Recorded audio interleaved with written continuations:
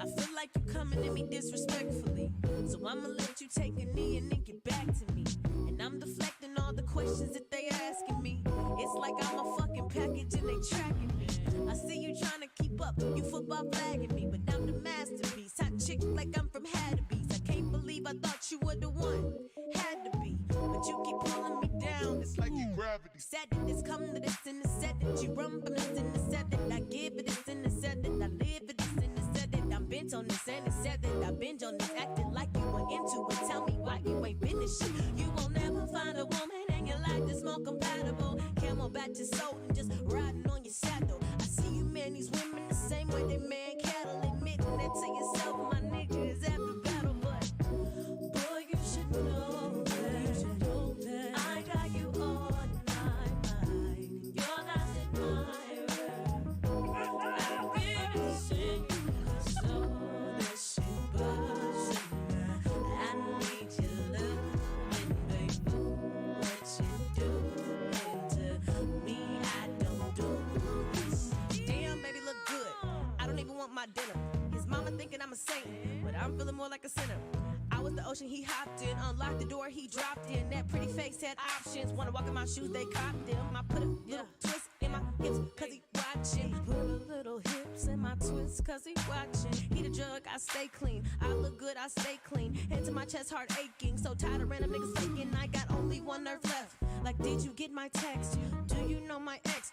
Don't mention my ex, man. I love that SOB, but he only love them truths. Niggas straight from NYC, and he bought my heart for free. I'm baffled, my soul is rattled. It's sad that I had to tackle this. Tell me what is the matter? Shit, hate that I had to fathom the fact that you have forgotten what it's like to have real love. Even your own daddy told me I should give you up, but boy, you should know. Boy, you should know. I got you on my mind. Your last admirer. I'm very seeing you cause all that shit buzzing. I need your loving, baby. What you doing to me? I don't do this. Oh, that shit buzzing. I need your loving, baby. What you doing to me? I don't do this. I love that sound big, but he only love them dreams. Nigga straight from NYC, and he bought my heart for free. Man, I love that sound big, but he only love them dreams. Nigga straight from NYC, and he bought my heart for free.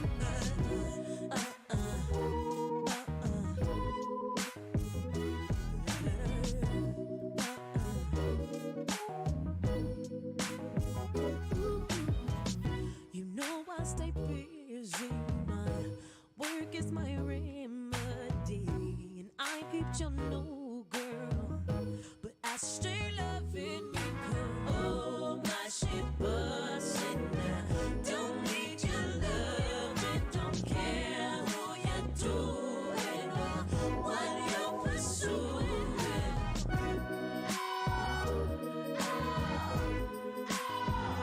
You ain't even heard it.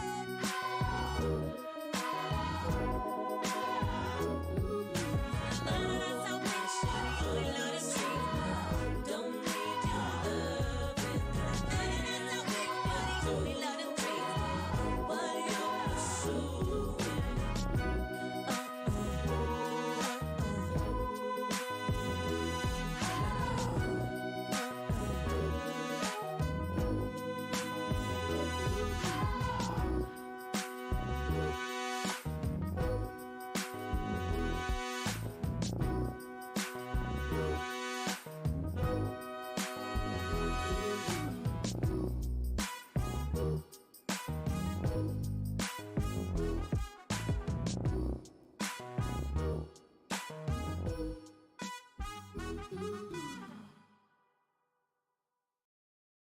You know I like it, I like it, you love it. If you down, let's get down, that's my down chick. Another round, blow a pound, that's my down chick. But that crown, no she down, that's my down chick. With it, let's get just called to say, if you say it's cool, then I'ma be on my way. I know I disappeared like a Snapchat with that smart mouth you clap back, but I'm old school like a flashback. Get on my nerves, you tap that, but I like it, baby. Ooh, I bet it turns you on though when I keep you waiting. When I pull back, you double down. Can you handle that? Take another round. I be talking shit, I'm in trouble now. Keep the intellect, don't dumb it down. But I hate it when you smoke that kush shit. I don't know. Maybe God talks when you burn that bush. I mean, I kinda hope you give me your time and you ain't on the ground. Don't say what I like, but maybe I'm shy. Don't believe the hype. You got my heart that is. Damn, you fine shit. Shoot it, if it's cool, I'm with you. I'ma tell the truth, but I ain't in a rush. It's just a crush. I ain't looking for love, baby. It's just a crush. Shoot it, if it's cool, I'm with you. I'ma tell the truth, but I ain't in a rush. No, you can trust me. I ain't looking for love, baby. It's just a... I mean, let's for a second pretend like we just met. I mean, theoretically, yes, it's a crush, but who gon' get me? The way you do, how we do, when we do, what we do, when we do, fuck them other dudes. I got you, but if I move away, would you care? Cause you've always been there in the background since the playground. And we cutting up when we downtown. You say turn up, I say how loud. Your essence feels like surround sound. If this situation don't come around after you, I'ma need a rebound. I'ma shoot my shot, shoot it, do Whitney Houston. Let's get loose then, cue the music. When I pull back, you double down. Can you handle that? Take another round. You be talking shit, you in trouble now. Keep the intellect, don't dumb it down. Maybe we just need a push. Push it, I don't know. Let's give it a second look. I mean, I kinda hope you give me your time and you ain't on the grind. Don't say what I like, but maybe I'm shy. Don't believe the hype. You got my heart that is. Damn, you fine shit. Shoot it, if it's cool, I'm with you. I'ma tell the truth, but I ain't in a rush. It's just a crush. I ain't looking for love, baby. It's just a crush. Shoot it, if it's cool, I'm with you. I'ma tell the truth, but I ain't in a rush. No, you can trust me. I ain't looking for love, baby. It's just a crush. If it's cool, I'm with you. I'ma tell the truth, but I ain't in a rush. It's just a crush. I ain't looking for love, baby. It's just a crush. If it's cool, I'm with you. I'ma tell the truth, but I ain't in a rush. No, you can trust me. I ain't looking for love, baby. It's just a crush. get down, that's my down chick. Another round, blow a pound, that's my down chick. With that crown, no she down, that's my down chick. With it, let's get.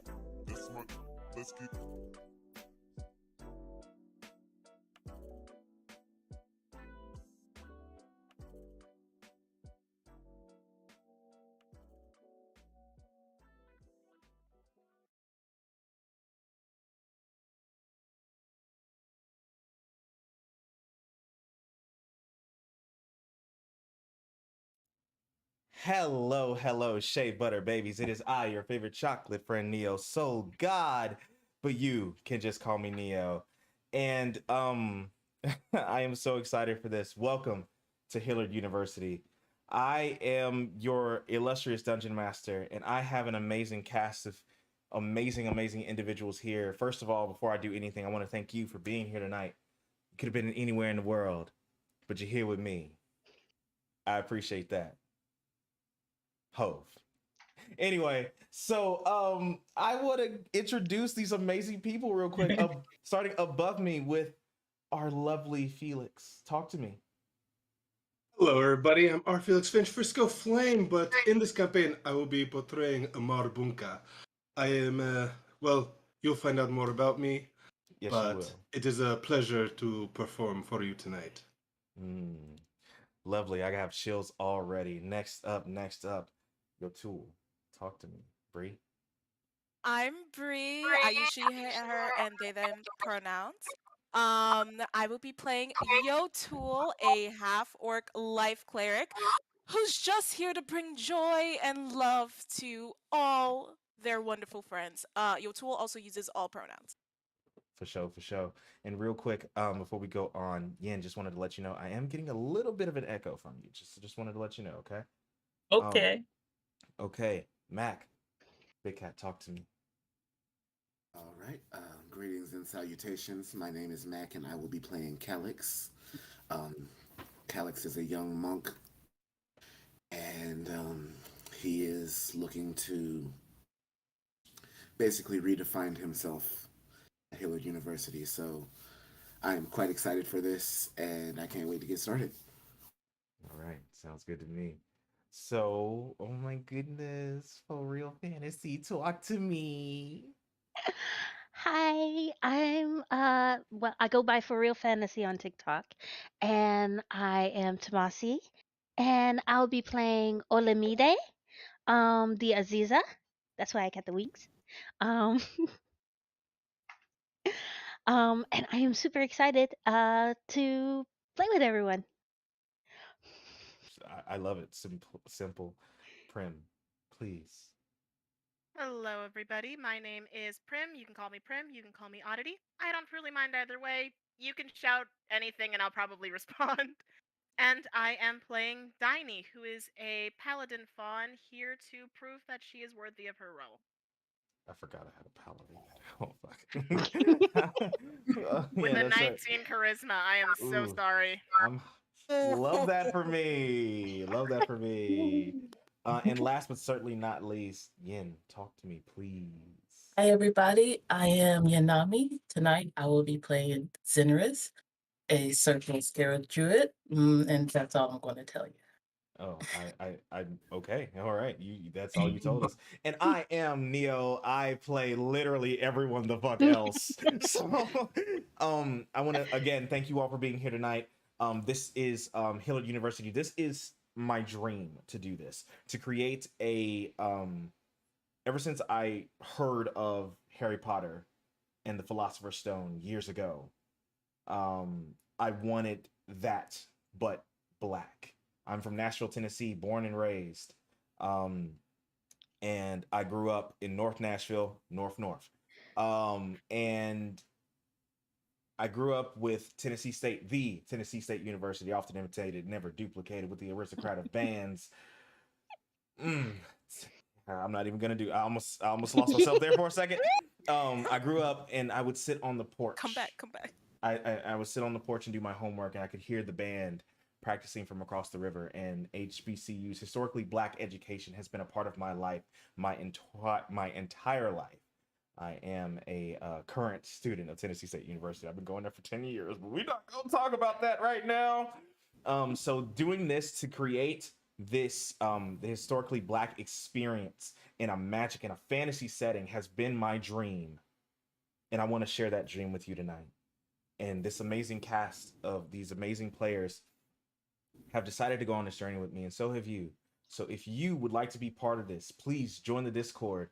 And we're going to try. We need DMs, we need players. If you want to be a student at the Hillard University, the first historically black magic college in a night skin world, come hang out with me, baby. But anyways, we're gonna get started here without further ado.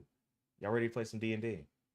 Yeah. Yes! Go. I've been looking forward to this for too long. It is. Why are you like that? I oof, don't even get me started. So anyways, let me take the time. Oh, there's a hype train going. Oh my god. Hi everybody. Well, The chat is I noticed that. The chat is popping. Hello, chat. How are you tonight? You sweet soul baby. How's your fine ass mama doing? Neo. Because you know the mama's fat. So let me stop. you know what I'm saying. Look at those dancing bit My mama might emojis. be in there. Hi, mom. Sorry. Whoops. Get it, chat? There's a reason I did not tell my parents about this, but somehow my professor's on here. gosh. Hi, I need extra credit. Hi, prof. Hi. Whoops. Okay. Is this for physics? Hi, physics. Hi. He said worse in call and in class and he knows it. Hi. So real quick, like I'm going to make. Oh no, I'm not gonna. That's not what we want. We hold on. I'm fixing things. I got this. I don't know why it's transforming. I can do this. Ah, you there we gotta go. scale. And I- while I- we wait, let me introduce you to my squid. No, I'm kidding. Quick distraction. this one. this stream brought to you by Raid Shadow Legends. We are not sponsored by Raid Shadow. No. we are actually No. not sponsored by Raid Shadow Legends. I promise. But Say that if she's somebody allowed to want to contact, But holler at me though, baby. Also, if you're allowed to have your squid, I'm gonna bring my Squishamallow eventually in here because Ted His deserves name this. is Squidlum. Bring him to show me next time. I thought you were gonna say Squilliam. Same. I thought you were gonna say Wait. Squilliam. Wait, I did he do the almost spinny made him spin thing? Squilliam, and then I Does got he do the spinny spin thing? yes. Yeah, I love him. I can't with y'all. I really can't. I like You when love do us. anything. I do though. I do. Yes, I do. A Okay. bunch of dice goblins have access to something about the size of a dice. What do you expect? You right. So, the hype train got to a new level. Dear God, y'all. So, I'm gonna set the scene real quick, like one time for the West Side. Just give me uno momento, por favor. That's mine. We are going to use unlicensed music, but if you would like me to use your licensed music with permission, please contact me, especially if you make fantasy music. And y'all support Carmen, seriously. She's super talented. So I thought I had a Thank you. It's not here. Okay. Let me find my center. Okay.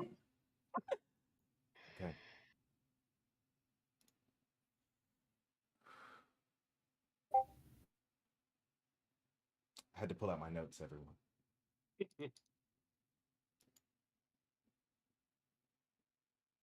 Demi, the material plane. Where sensing the world with touch, taste, smell, sight, and sound is the norm. Demi is where all other realms intersect, the hub realm. Its name was given as a joke by the old gods. For once you have set foot in Demi, you are only halfway to your next destination. Because Demi is connected to all other realms of existence, energy flows freely into it from the other realms. This energy is what binds all of existence together. It's because of that very quality that this force is so promptly called the Weave. The old gods, through their constant extraplanar intermingling and interdimensional travel, created the mortal races. The elves, considered to be the oldest of the old divinity, were one of the first. Due to their seniority, they were taught how to harness the weave and shape it to their will. This was the first instance of spell weaving. And from this archaic form of spilling over the contents of existence, the first primordial institutions of magic were born. As time became conceptual, what we know as the Fold, and more races were formed from divine meddling, the old gods disappeared.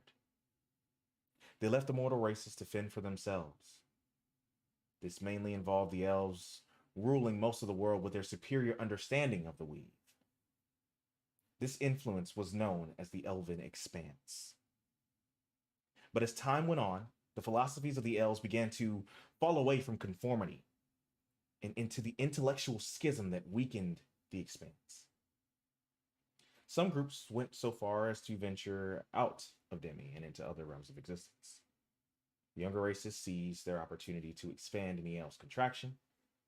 For what seemed the first time in history, weaving became not just a secret held by the elves, but a gift for every mortal race. Demi was no longer the place between or the halfway point. Demi was the congruence. Demi was the land of spell weaving. Demi was the realm of magic. Over time, the ability to use the weave as a power source was discovered. Magitech. The capitalization of this discovery was brought to the forefront of all societies, giving birth to industry. Magic and technology were brought together for the benefit of the world. Flight was no longer relegated to the studious and the concentrated few. No more was teleportation the most viable option for intercontinental travel. The airplane, the train, the automobile, all those trinkets and gadgets in between were created as a means of public empowerment. In the modern day, there's the weave, and from the weave, there is abundance. We come in on a new morning. A new school year has begun for the prestigious Hillard University. And I would like all of you to roll initiative, please. All right. And you were Hey, nervous? Yo. Don't be stressed. You're fine. You're fine. You're Don't fine. be stressed, they He say. says, "Don't be stressed." You're Where's initiative on here? fine. It should be at the top of the screen, center. It should say initiative roll there it. in the center, above your health. I am blind. Am I wrong? No, I'm That just would be a blind. thing. Where's my health? If you check, or if you're looking at the character sheet, Mhm. Oh, right so underneath your name, and then look at the center. So Damn. okay, it's on the character sheet. That's what it is. Oh Yeah. yes, it is. Damn. Yes, I it got is I got a indeed. 1. I'm not tracking well for Ooh. tonight. Bye out. Ooh, okay. What I We will get? go no further. I got a 20. Oh shit! Okay. No, Give me no. back my luck. Give me back Bring the that luck. back. Give me that. Give me that. Is that everyone? I am Soiled just... it. Soiled it. Soiled it. Soiled it. Okay. Let me turn this off. Actually. Sure. Thank y'all so much for the level 3 hype train. You honor me. You really do. So let's see here. Let me just do it this way while I am preparing my things. 25 to 20. 21. Okay. 20. Okay. 15 to 19. 16. Okay.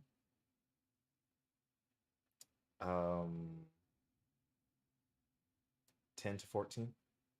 12. Got it. And 5 to 9. 5. Hate this shit. 0 to 4. 1. 3. I'm sorry, 3, but you got at it. Okay. So we're gonna stop. We're gonna start at the top of the list.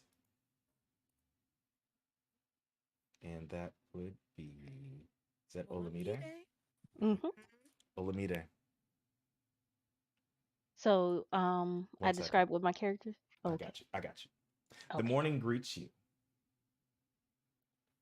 You slowly come to consciousness, waking to sleep from your eyes. Would you do me the honor of describing your character? My character is small. Like, well, according to the people here's version of small. She's quite tall among her people. She's one of the tallest females. She doesn't appreciate being looked down upon here. Um, her wings that resemble a dragonfly glow with a certain iridescence that would remind you of opals and stone. She has very jaspered, ocean jaspered skin that, kind of shimmers if you look at it in a certain light, and honey brown eyes. Um, like if you're not looking for her among the crowd, you're not going to see her among the feet of people, which she doesn't like to stay on. She has a habit of flying up to the face, or at least to the height of the tallest person in the area, so she's not looked down upon, because she's not a fan of that. Um, by her side tends to be a sapphire blue dragon, well, drake, that not quite flying yet, but likes to bounce along beside her. And your Drake's name? Safi. Safi. Um, as you slowly um, come to consciousness and begin stirring, Safi stirs awake. And drakes are, if I had to describe them as how they are seen um, in the world of Demi, is like if a dragon was a dog. Um, Dragons are not dogs, but dragons, but a drake is the closest thing we gonna get to it, unless a wizard gets a hold of of a dragon. And unless a horrible abomination is created. So Safi stirs you and starts nudging you awake as you come to consciousness. And how does uh, how does Olamide get ready to go to school? Well, this world is much different than the trees and the village that you grew up in. I would say that you are still at home. Okay, I'm at home. Mm-hmm. Okay. Describe what home is first. Home is green.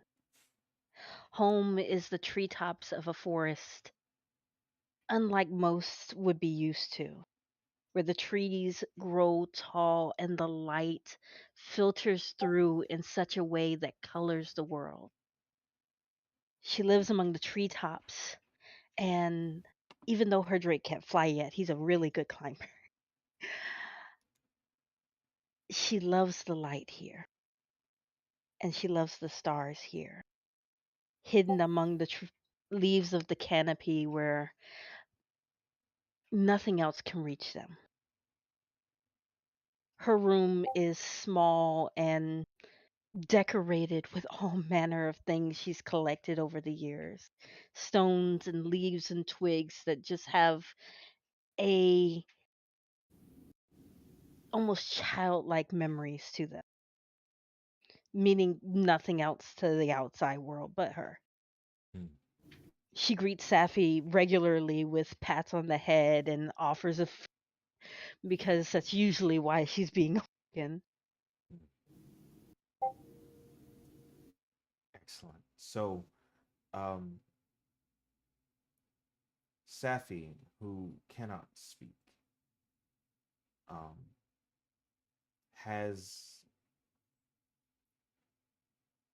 I'm gonna take some liberties here.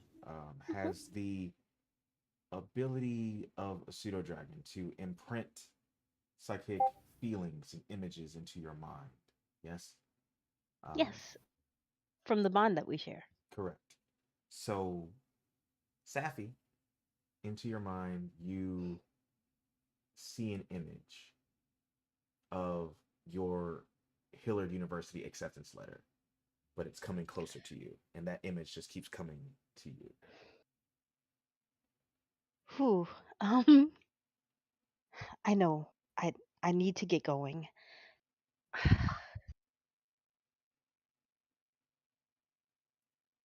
What do I even take? She rummages through most of her belongings, getting maybe some books, maybe some comfort items like a crystal or so that means a lot to her. But she's cautious about it. The elders wouldn't understand why she's leaving. So she takes extra care not to make any sounds, keeping her wings at a slow flutter as above any floorboards that may leak or creak to let them know that she's awake.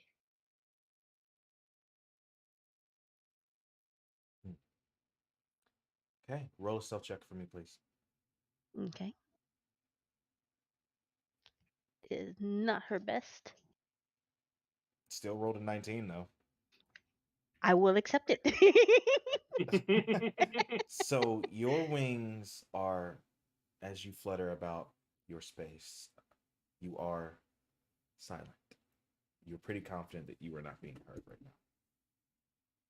now. Do you begin to gather your things together?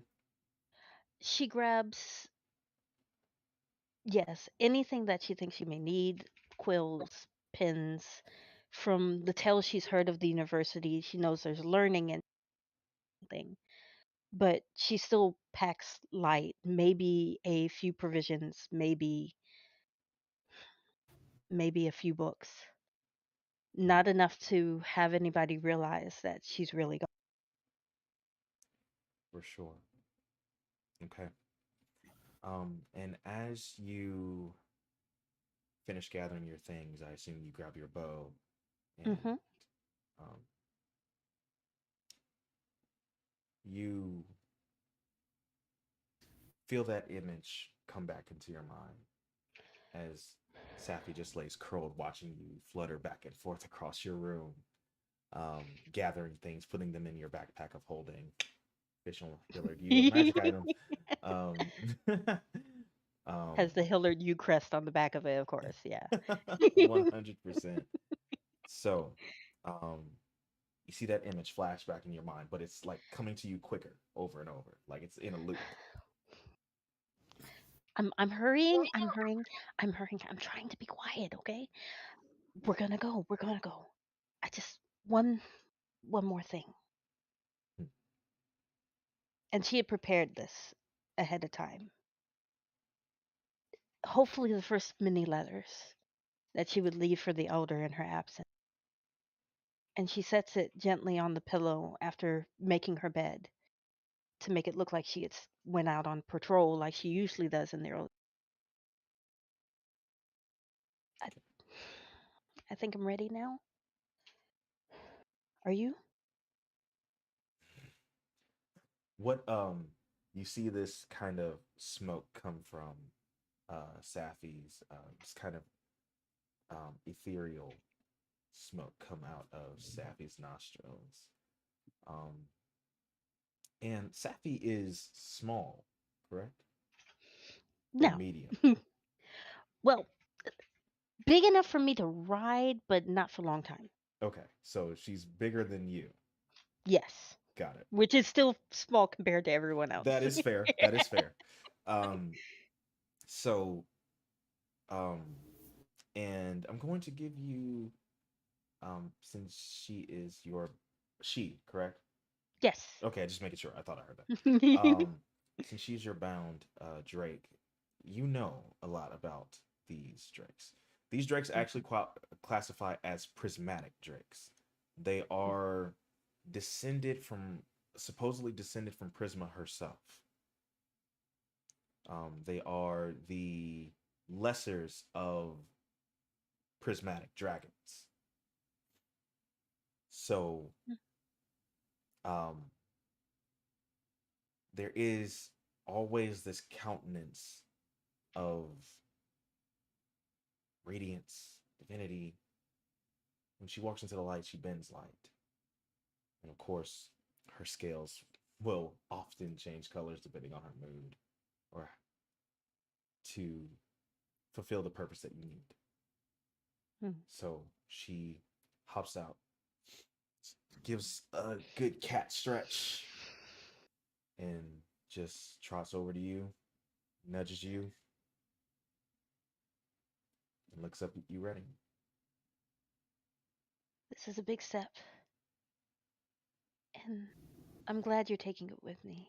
I don't think I could go this far without you.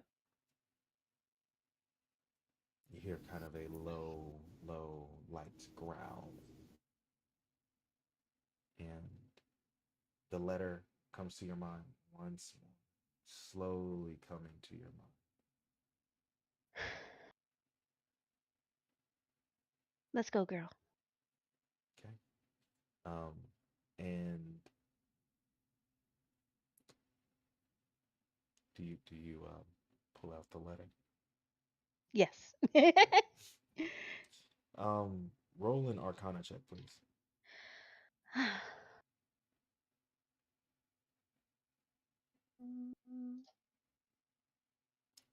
7. There's my low rolls. Okay. Good that the DC is 5. Oh, okay, good. um, so you remember the words of the letter say that this is you see the penmanship of what looks like definitely somebody whose first language is Elvish. Um, and you look to it and it flip it around and you feel a magical energy coming off the wax seal on the letter. And as you think of home and the home that you're leaving behind, to go to the mortal realm, just like your ancestors did, to help the mortals of Marifa years and years upon years ago. Look around, feel yourself resolve, and I need you to roll a. You are a ranger. I need you to roll a wisdom check, just flat wisdom. You will go to your ability scores and just click the word wisdom. 13 is enough.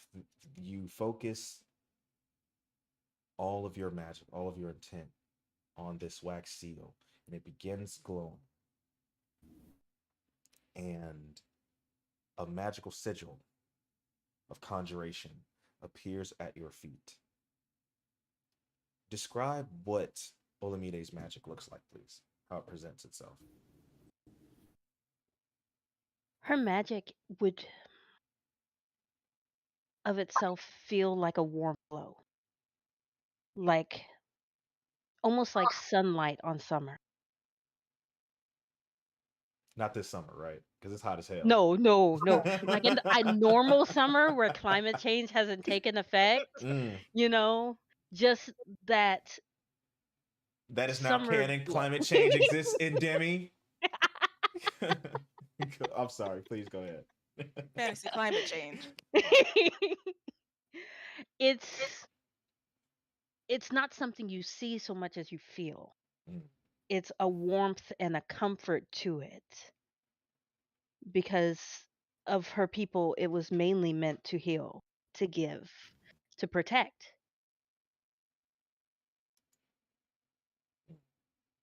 Hi. So this warm energy leaves you and flows down into the sigil under you. Safi walks into the sigil, curls around you. Take one last look.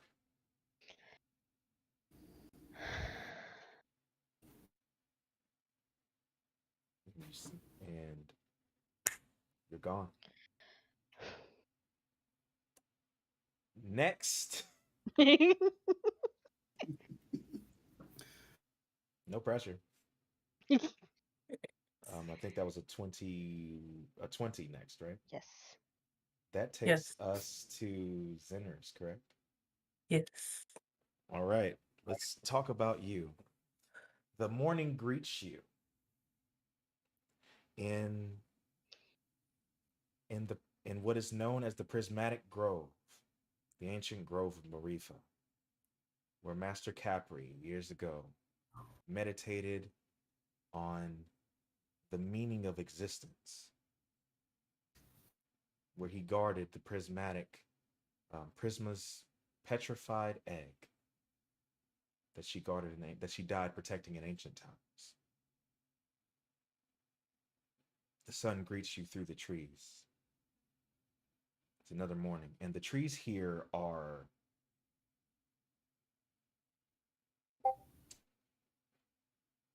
I don't want to keep saying prismatic, but the leaves themselves look like they're made of glass.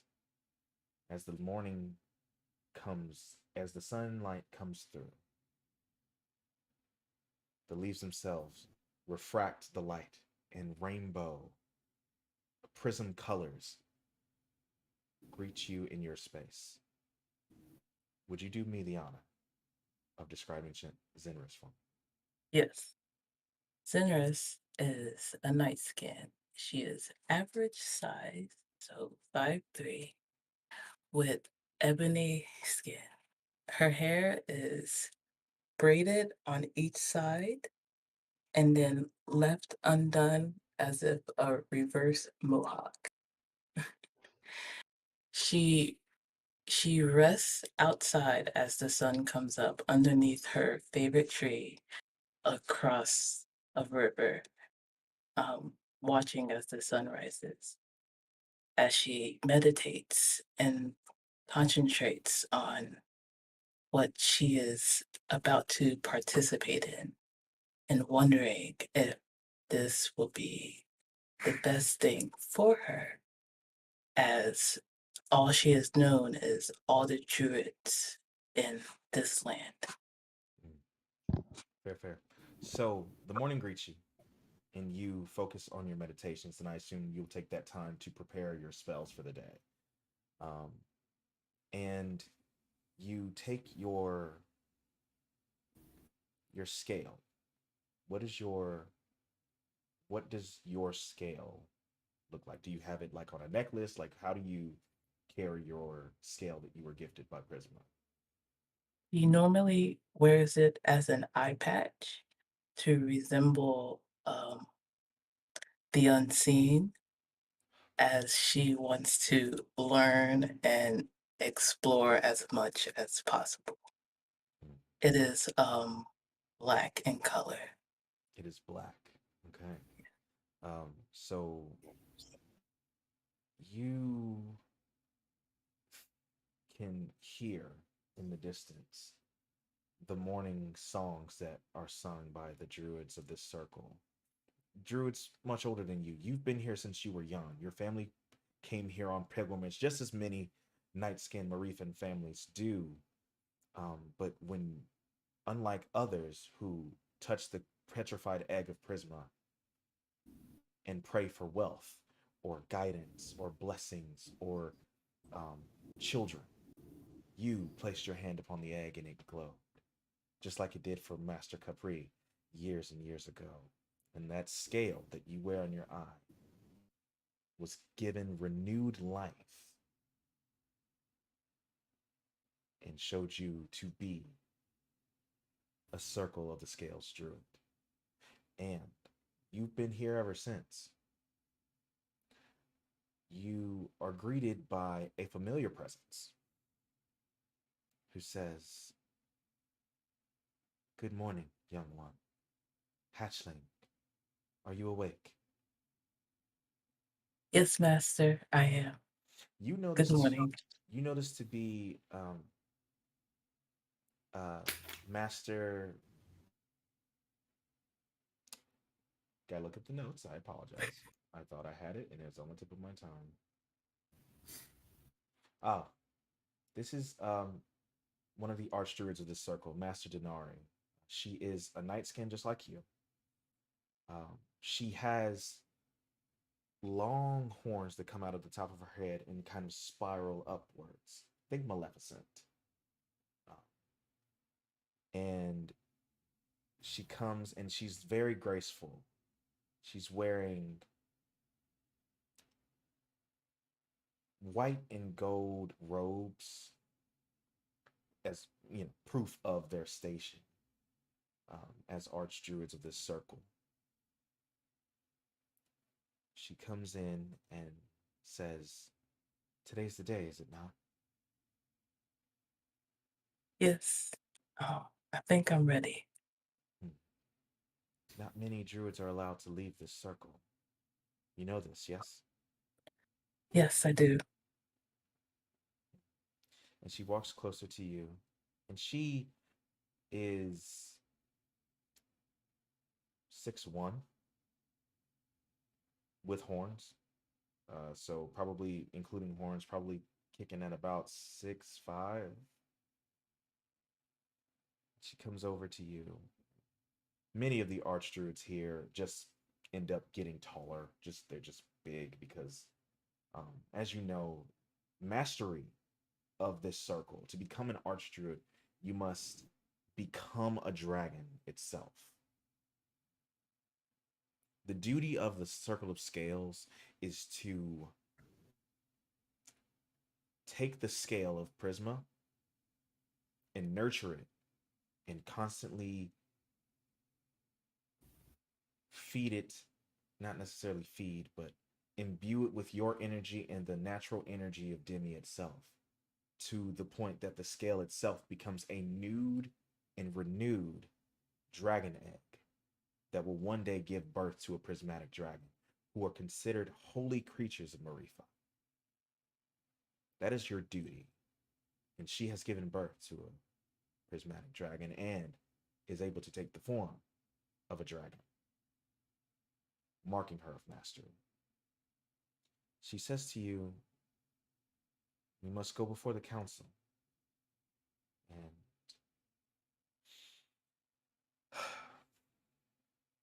request your leave formally." Will I be able to return? Maybe someday. I understand.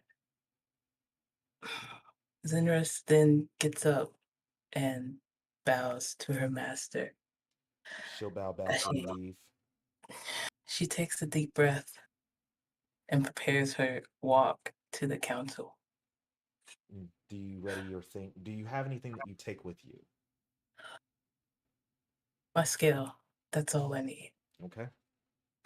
That is the most druid answer I have ever heard. My scale. Yeah. I love I it. don't need anything.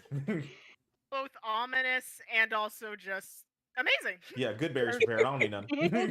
Anyway, so you, as you exit your space,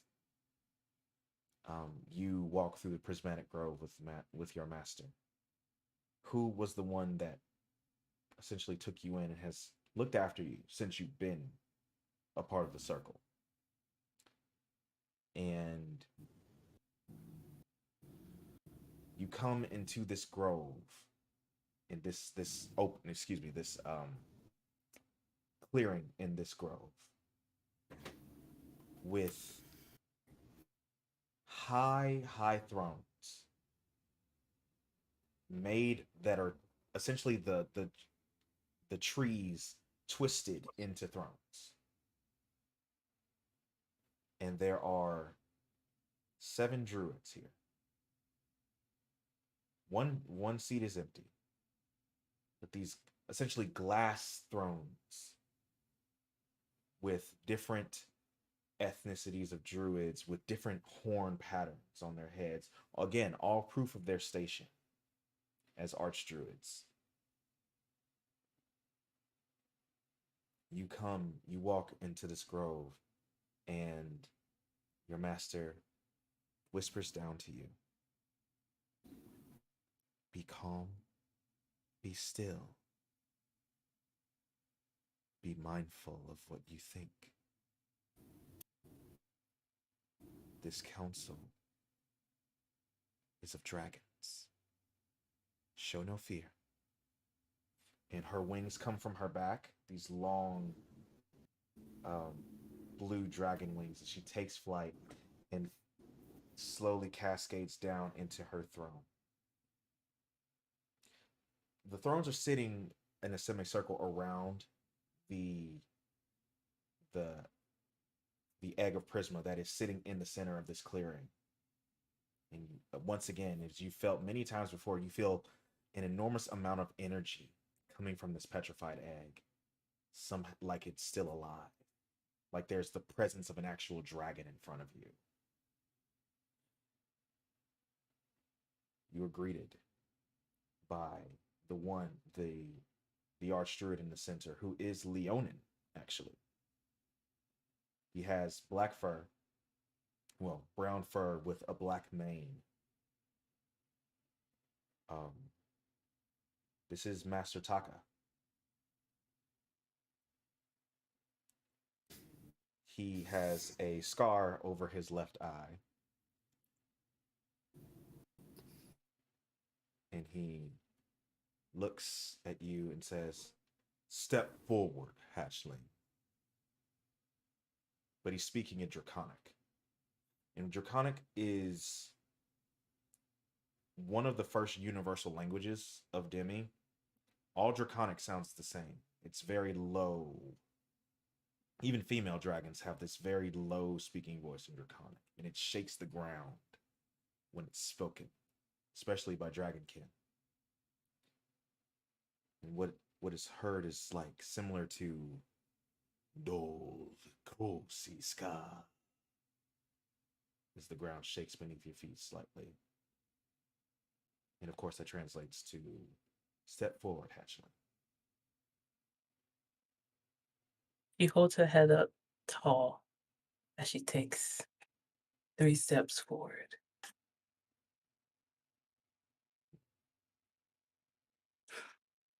Council, You come before us requesting an exit of this circle, do you not? I do. For I have what a purpose? I have a very rare opportunity to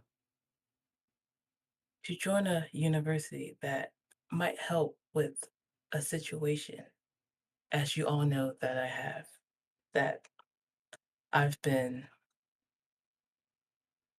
you know, cursed with since birth. And I believe this school may help me. I want to fulfill my duties, but I can't right now. So I must go. And you intend to take the scale of Prisma from this sacred grove before your time. I do. It's it's important to me, just like it is all of you. It's what I know.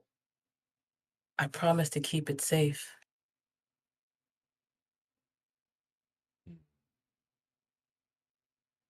You are early in your training. You are not ready to leave this circle, and this council will not hear any arguments further.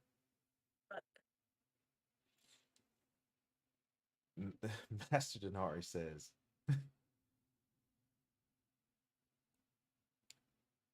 Dear Master,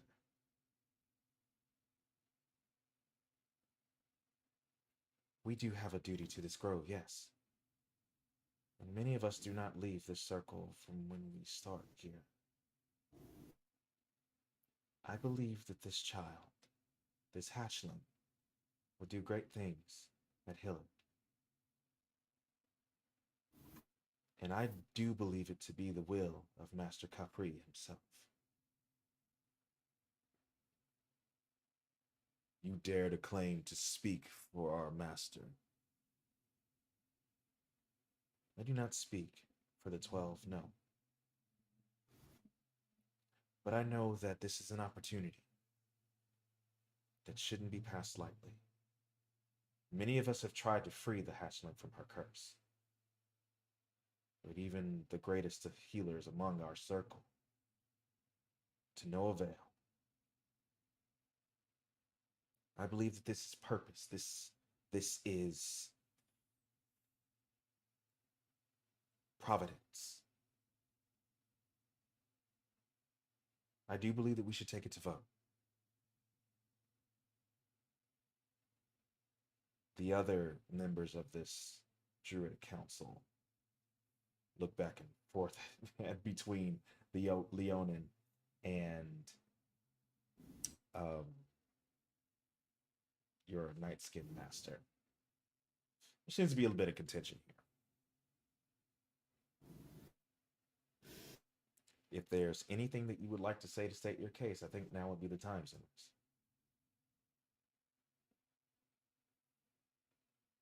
I feel, as my master said, that Capri has given me this opportunity for reasons we all do not know. As I said before, this curse is something new. And if I can find a way to cure this, who knows? I might be able to help the egg. So please, let's not take this opportunity lightly. Most of us have never left this place. I am young. I'm willing to learn. And this place has more knowledge than we know.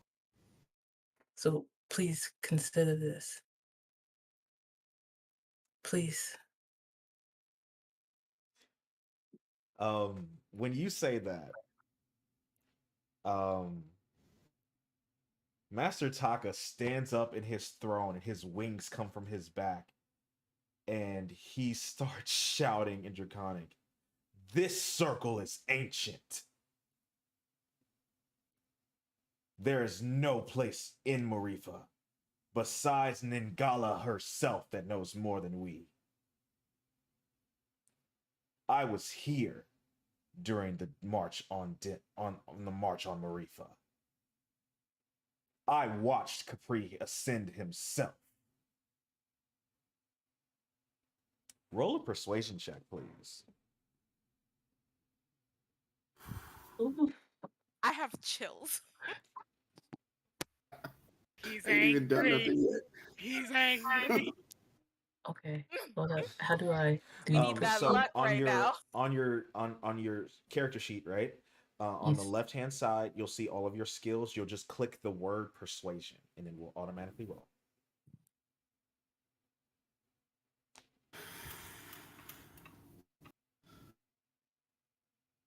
Not doing it. It's not. It's not doing it. Oh, I got everybody stressed right now. Sweating. Sorry, guys. Hold up. Just There it is. chill. There you go. And Sorry. hold on. I'm Because just of getting what provoked. because of what you said, I granted you advantage on this roll. So Oh, thank God. you rolled a 15. Thank God. We all sweating. Yo.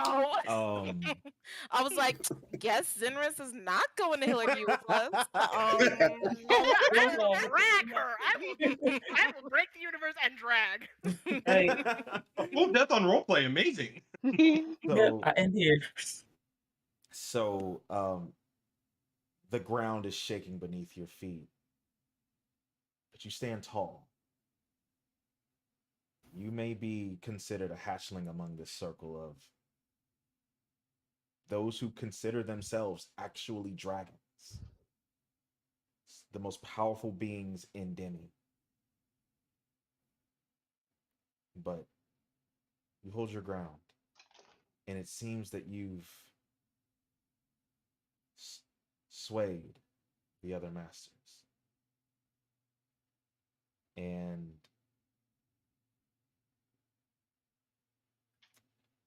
another member of the circle speaks up. But this is not a member of the council. From off your shoulder, you see a woman a little bit taller than you, also with horns coming out of her head, but these kind of loop around. She says, "Masters, if I may."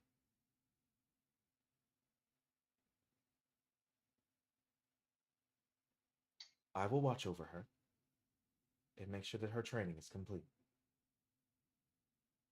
You know this to be another member of your circle who is allowed to leave, but she must come back during school breaks.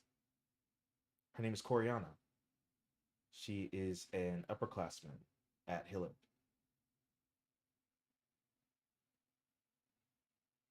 And she is considered a master of this circle. She's just not an archdruid yet. But her training is complete. She gave birth to a prismatic dragon, or she nursed a prismatic dragon egg to birth at the equivalent of like 13 years old. She's a prodigy of the circle. So I will see to it that her training is complete. And we will return here together as masters of the circle.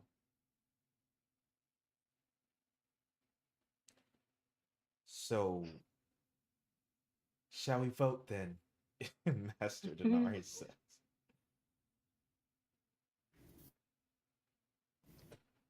Master Taka sits down and his wings furl around himself like a cloak. For all those who would let this hatchling leave our circle, the hatchling Zinris, say I.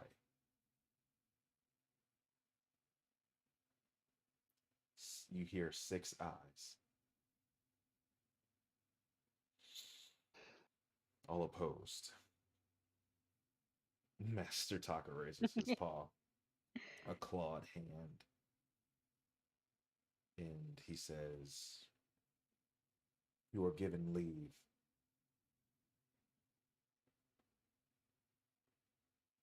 Come back to us in power, hatchling, and may the night keep you." Um,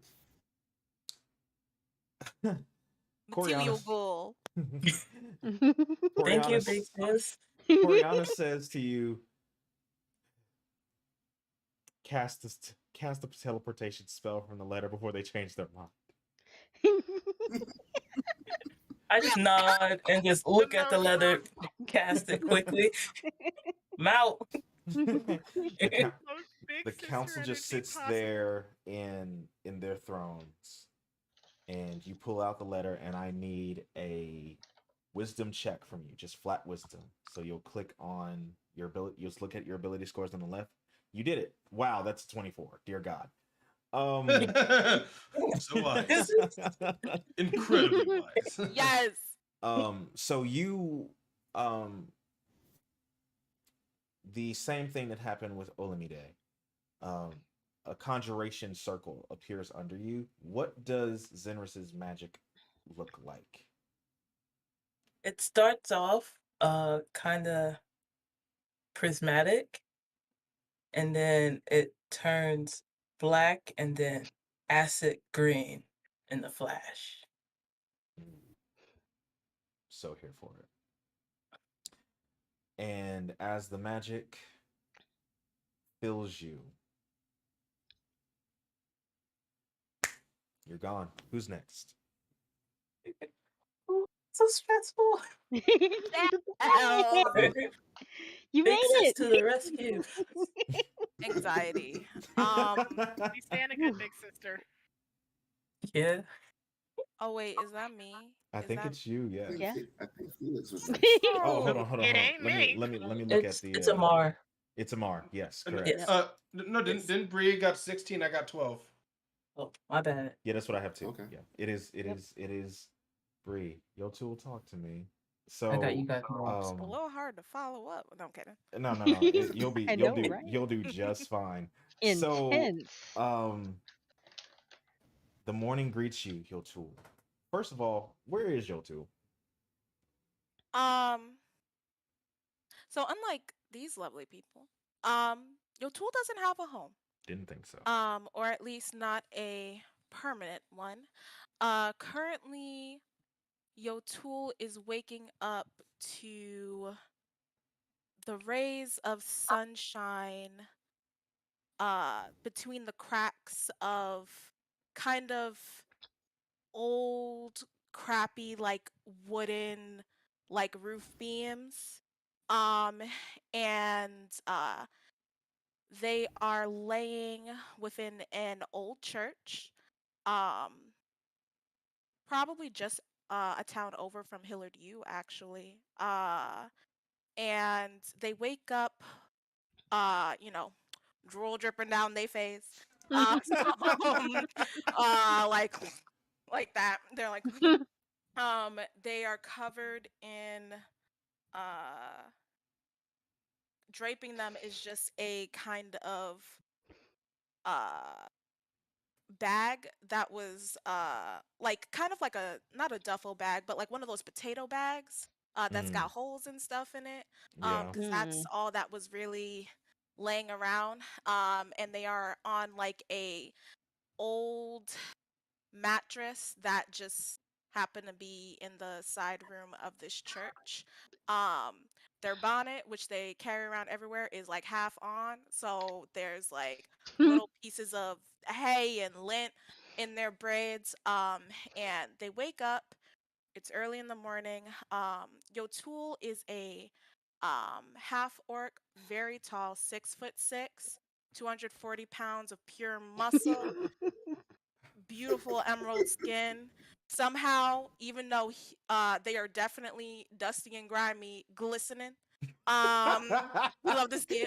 Shining, Unfair. That's just unfair. Yes. shining, fresh out, pop him out the away. bed, Fresh out the shining. bed. Woke up this way. I woke up like this type energy. Uh, uh, sides of the head shaved, back of the head shaved, and like these long black braids, in like a mohawk fashion.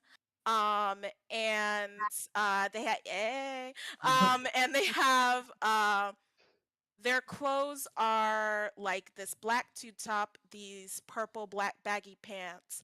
And they kind of sit up in their bed and begin their morning routine, which consists of they roll out of bed, slip on their shoes, which are these black old school church shoes, which I like to call the lemon pepper steppers. The lemon, get the hell out of here. My ass was about to say Mary Jane. Damn. Gonna hold up the one finger as she Two leaves. different people. Two different people. And I'm loving this imagery. they Ooh, let me stop. They pull out their they have two books. One is a journal, and at the top of the journal they write the date, and they write day 2891.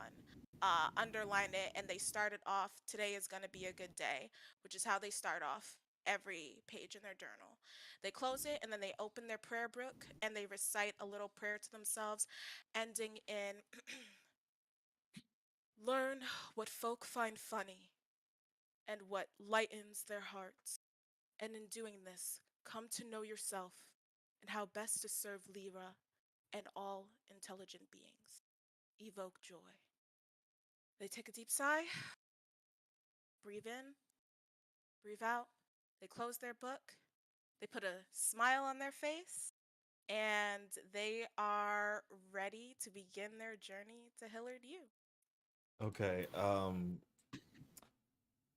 First of all, here's some inspiration for you. That's for you. That. So, who is your god? The goddess of joy, Lyra. Real quick, is that a Wizards of the Coast to you? Oh shit. I mean, we're not. I mean, no, of course not. What are No, you talking it's about? not. No, what are I you don't know talking about? what What are you I talking don't know about? what you're talking about. Anyway, I don't know anything. next time. What? Next time, Yeah. we'll figure that out. Listen, Anyway, Sorcerers so of the Bay. I will Could- change it so it's no, we'll get Okay. there. Roll a d100, please. You can. I do- don't love that. Don't love that.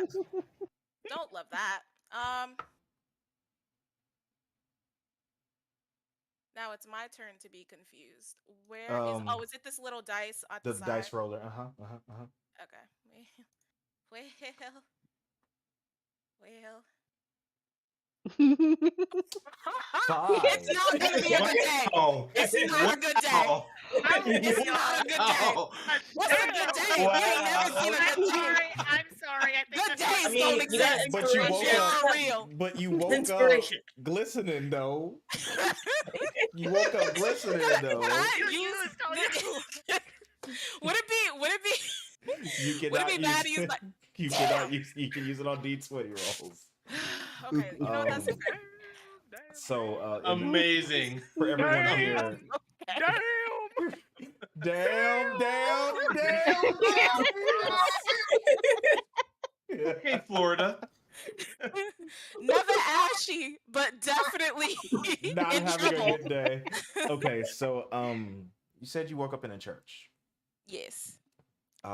First of all, where's your tool from? Or is that a secret? It's a secret. I thought so. This is actually you were actually in a old temple to the goddess Gaia.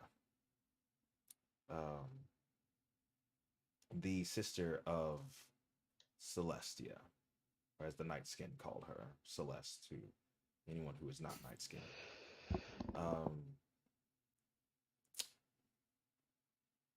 The some of the older gods are remembered, and their domains can be accessed by people who give worship to them, just like you. But smaller temples like this, smaller old churches like this, aren't really maintained anymore, especially after the Elven Expanse and after the demons marched on Demi and Marifa. It's just not very common. But morning greets you. You prepare your things, you write in your journal, and you prepare to go to school. I assume you have a holy symbol. I do. Would you like to tell me what that is, please? So the holy symbol that Tool has, it's basically a can I count? It's like a 6-point star. So can I count? It's basically I'm gonna get it together. It's like a triangle with 6-point stars at the end of each triangle. Got it. Yes. Okay. You clutch your holy symbol. And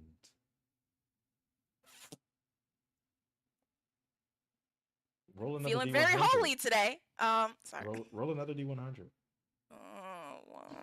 Yeah. Come on. No Come mercy. on. That can't be good. Pulling back all the bad luck. That's better. 71. That's passing. His face right now. His face right You now only is need a not good. 65. These get Pass is what I heard. I haven't been in school in a minute, These y'all. get That sounds degrees. right. So,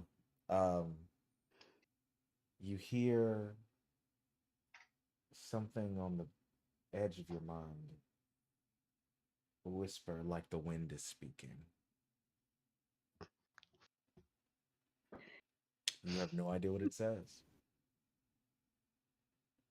Can I Would you try like to what are you gonna interpret try? it? What do you- okay. Say Let's no. see. I said what here's what I'll do. Okay. I will allow you to try to focus your physical senses on this. Okay. You can give me a perception check to see if you can strain yourself to hear. Let's do that. Let's do that. Yeah, let's do that. How's that? That is not enough. Oh, that's fair. That's fair. You just can't really. You tune yourself into the sound, and you can't. Your spiritual senses aren't really connecting to it. So you try to focus your physical senses on it, and you take 9 radiant damage. Oh, you know what? That's fair. You know what? That's fair. It's okay. You know, we thought it was gonna be a good day, and it wasn't. And you know, sometimes that's how the cookie crumbles. This reminds me of how my depression be hitting me in the face. Don't kill her before she get in school. I mean, too much. It's a good thing we're starting at level 3. You missed the bus. If I was at level 1, I would be dead. I'll tell you what. You gotta walk in a room with Mama. I'd be one dead son of a bitch. Okay, so you feel searing pain, but you say, "Oh, not supposed to do that. Let's not do that." So you actually maybe something was trying to reach out to you and you just weren't ready for it. Yo, ahead. Tool would Mhm. honestly take this and be like, "Oh, gotta go, gotta go, gotta go." Putting all their stuff back in their bag, whatever they were using last night, putting it, their huge duffel bag on their shoulder, like, time to go. I've overstayed my welcome. Clearly not supposed to be here. Clearly, I'm not supposed to be here right now. Let me Let me go on in. ride. Let me Let me ride, head out. actually. Let me head out. Okay, so you pull out your acceptance letter to Hillard University. And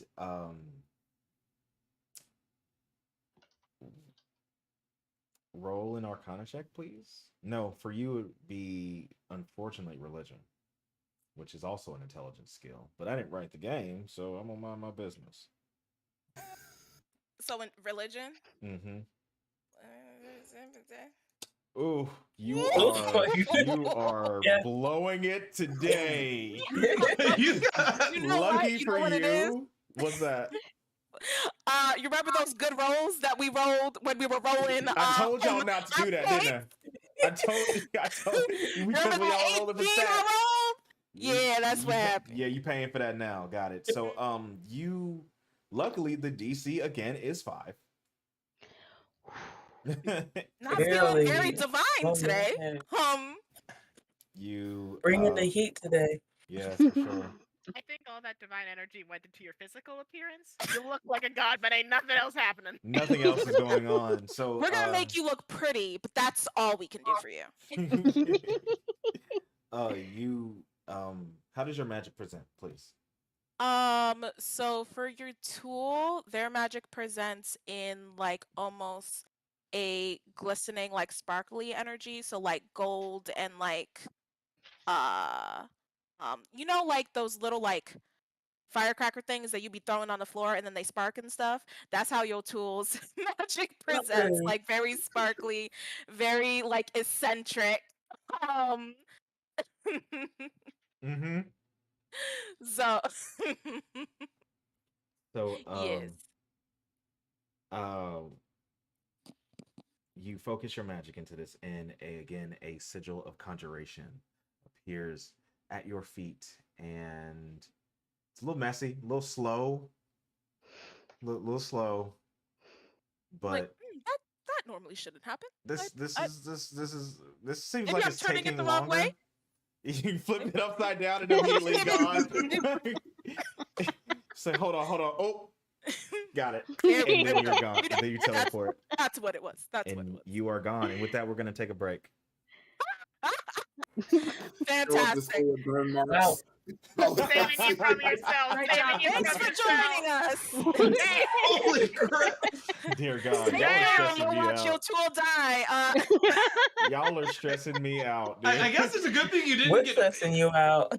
Man, like I said, Damn. good thing we started level 3 because man, you almost got wiped out. I almost got one waking shot. up. That's saving throws. You almost got one shot for being nosy. Right. Should have minded my own business. That is Caucasian curiosity if I've ever heard of it. Nah, the only thing I pictured is, you know when you get in trouble with your grandmother or somebody and they'll just flick you on the head? Yeah. But Yeah. then they'll flick you on the head and they'll grab back your neck. That is exactly what I You're not imagined. enlightened enough. Yeah, Get outta no, here. you can't stop that shit.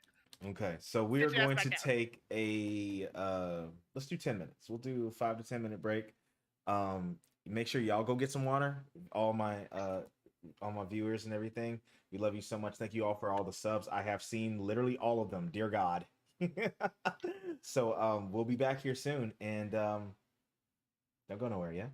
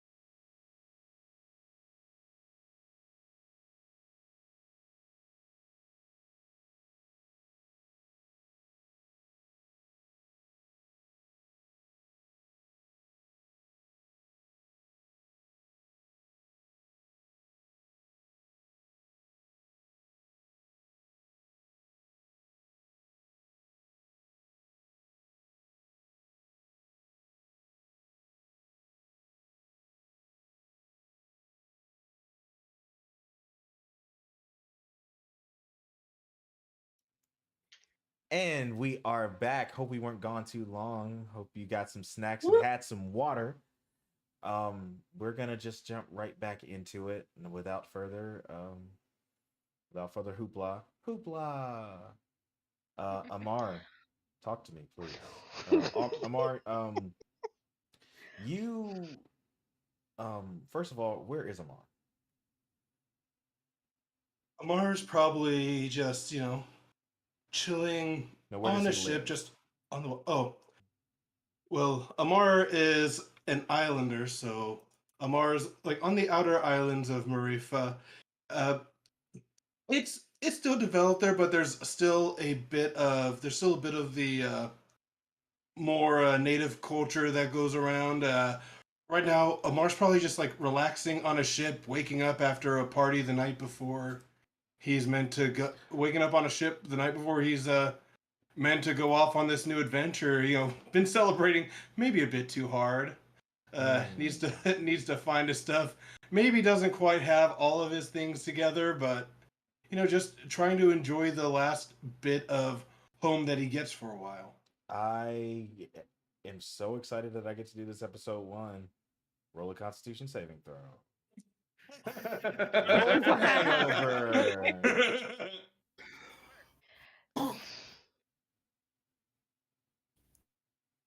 Wow. 16. And like a champ, the morning greets you. You roll your eyes. Before your eyes even awake, you reach to a side table in your cabin on the ship. Take a swig of something. No hangover. It has always been a bit of a superpower in my family. Drink, enjoy life, and have no regrets and no punishment about it. For sure. Okay. And what do you do to get ready to go to Hillard? Well, Amar looks around and he recognizes the ship he's on. He knows whose this is, so he knows that he's got his surfboard somewhere on here, because while he doesn't want to take the ship back to port, he runs over, makes sure he has all his clothes on, jumps off the side of the ship with a surfboard, and uses shape water to just propel himself back to the shore so he can go home and get ready.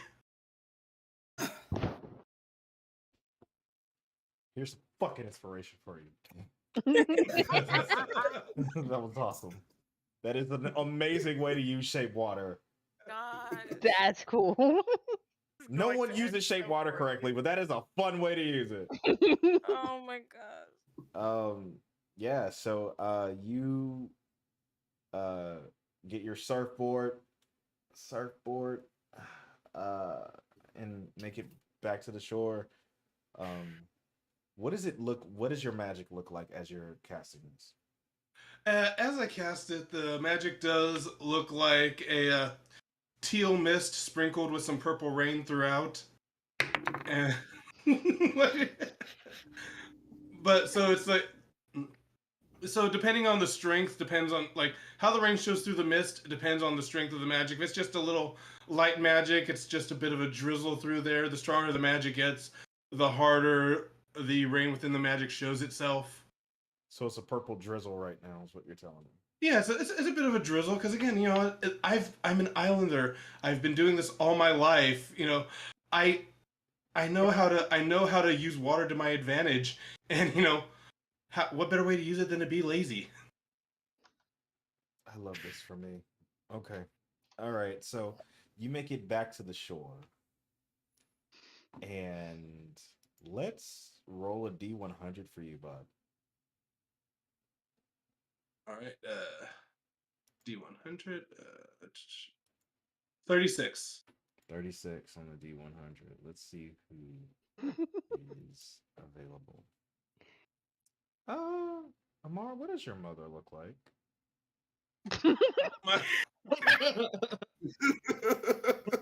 You don't mind. My Amar's mother is much more taller than Amar himself, actually.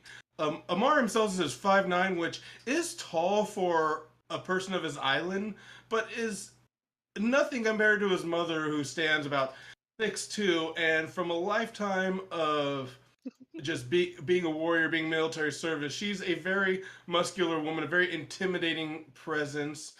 She keeps her hair in a very tight braid,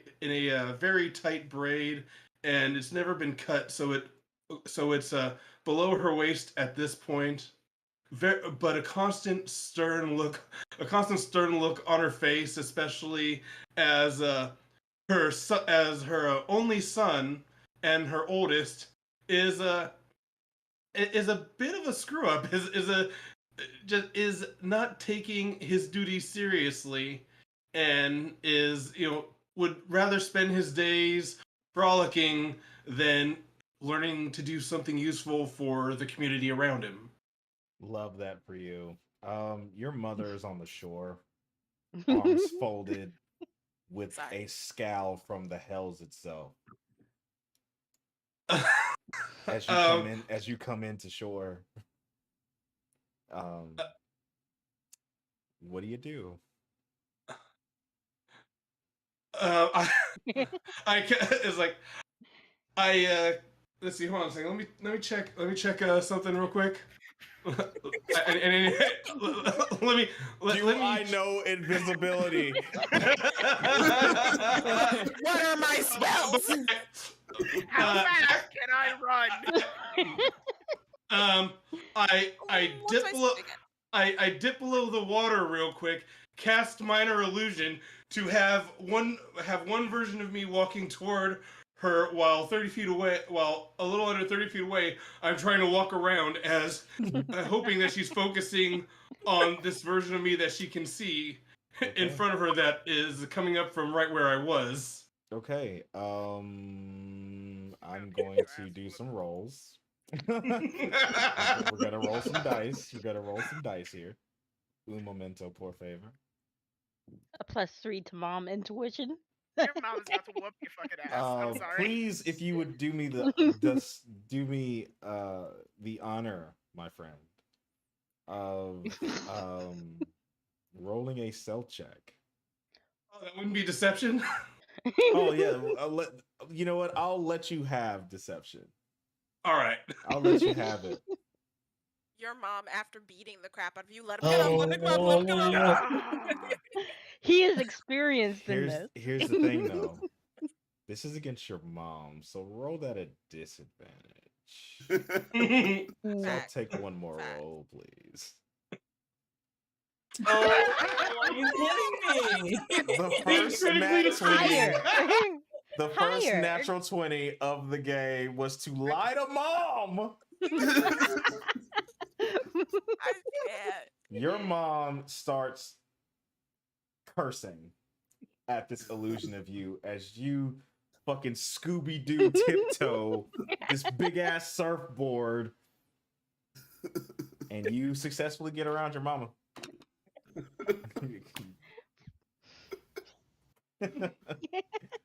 And I assume you're running home.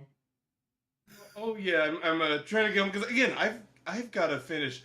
I've got to A, finish packing, and B, I've got to pretend like I wasn't just at the beach. Unfortunately for me, mind if I help you out here a little?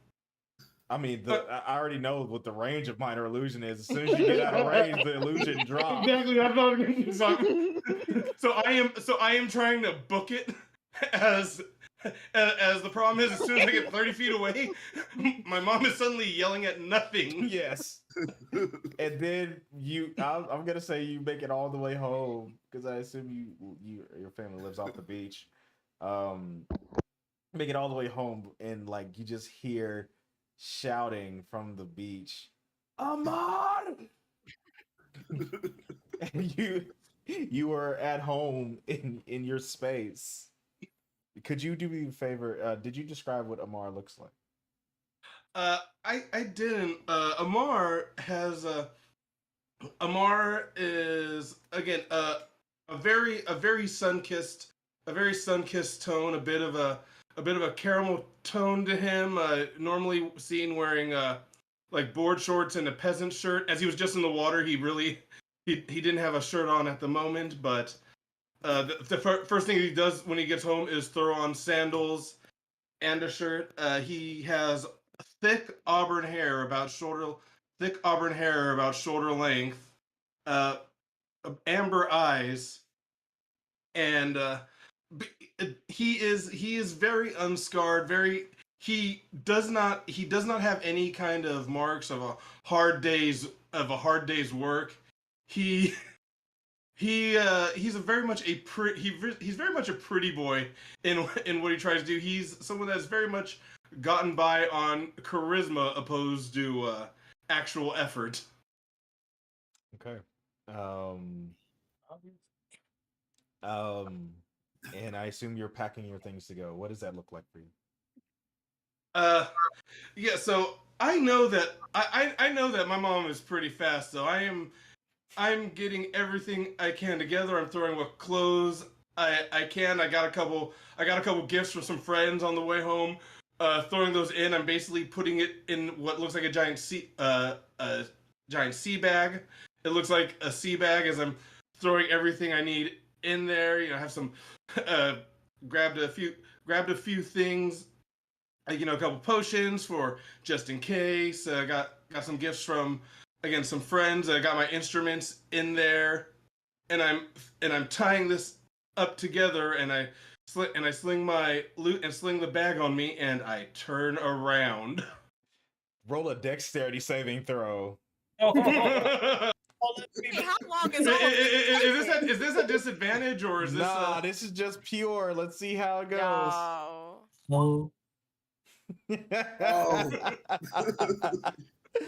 Oh. You fail as a sandal clocks you in the head. You earned that. I'm sorry. A sandal thrown with the accuracy of a warrior. It has some spin on it. like she understood that you were going to dodge to the left, and the sandal hooks around and clocks you in the temple.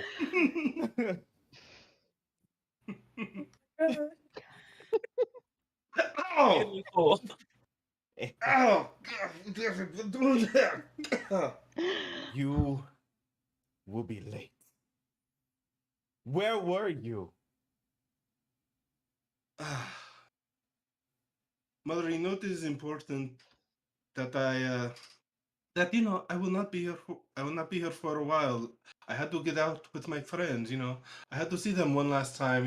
And enjoy the life you have provided for me on this island before I go see the rest of the world. It's I was honoring you in trying to This motherfucker make the did. best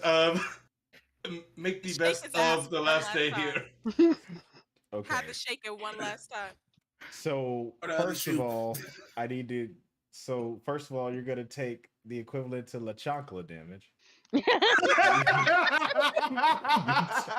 You take six bludgeoning damage to the head. Wait, that's just 3 there. Yeah, but you don't know your mother's stats. I do.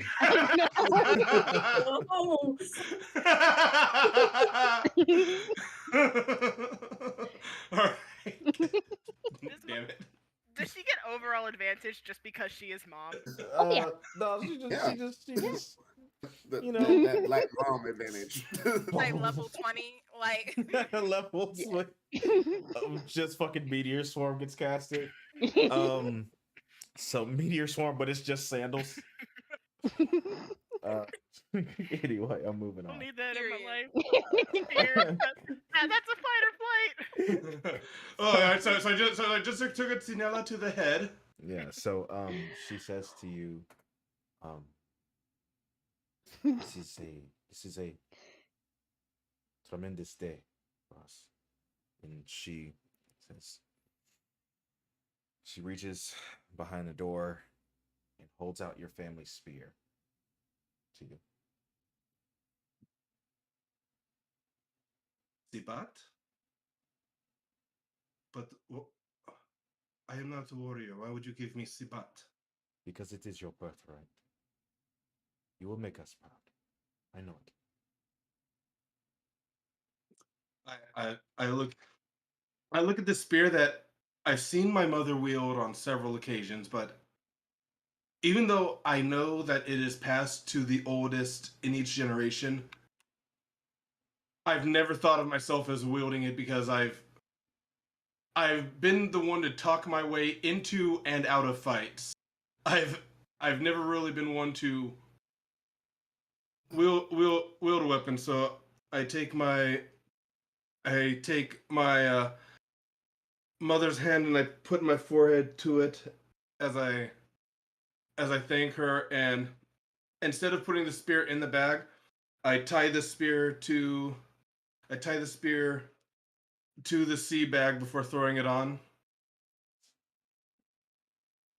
And And your mother. mother, No, please go ahead.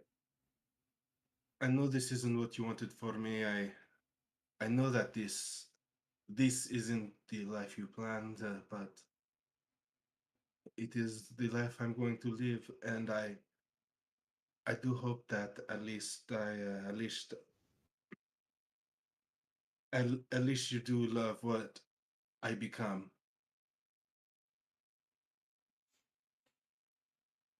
She said, first of all, roll a persuasion check. I don't know why I'm making the bard roll persuasion checks. I really don't.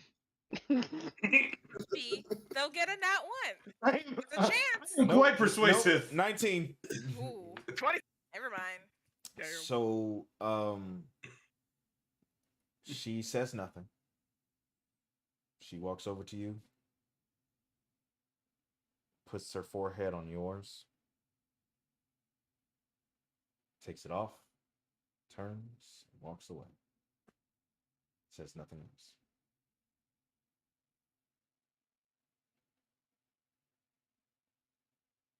You are left there by yourself.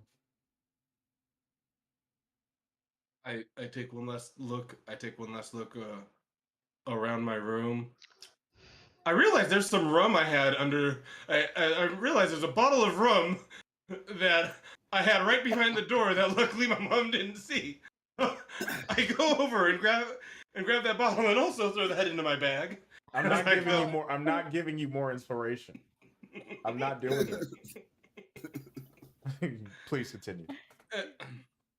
And I walk through the house. Before I do go, I do have one younger sister that is at home. The other ones are out doing what they need to do. But my baby sister, who's only 4, is there. I go out there and she puts her hands out. I pick her up and pretend to slam her, and she just laughs. And I tell her, pumpkin of everything on this island, what I will miss the most is you. It is your job now to take care of mom. All right? Do you understand? She smiles and bops you on the forehead. I pretend like it hurt me so. I pretend like it hurt me so much as I stagger my way out of the door. Well, before you go, she reaches her hand up to you, her arms up to you, and I assume you pick her up, and she places her forehead against yours. Oh. I pull her in close, give her a little kiss on the cheek, and I'm trying not to let her see me cry because of everything of everything. Like, again, this is my baby sister. I may be a screw up, but I've helped raise her, so I'm very much not looking forward to not continuing to watch her grow as I head off. For sure. And I assume you come out the door, you pull your letter to Hillard out of your bag. And I need a charisma check from you. Just flat charisma.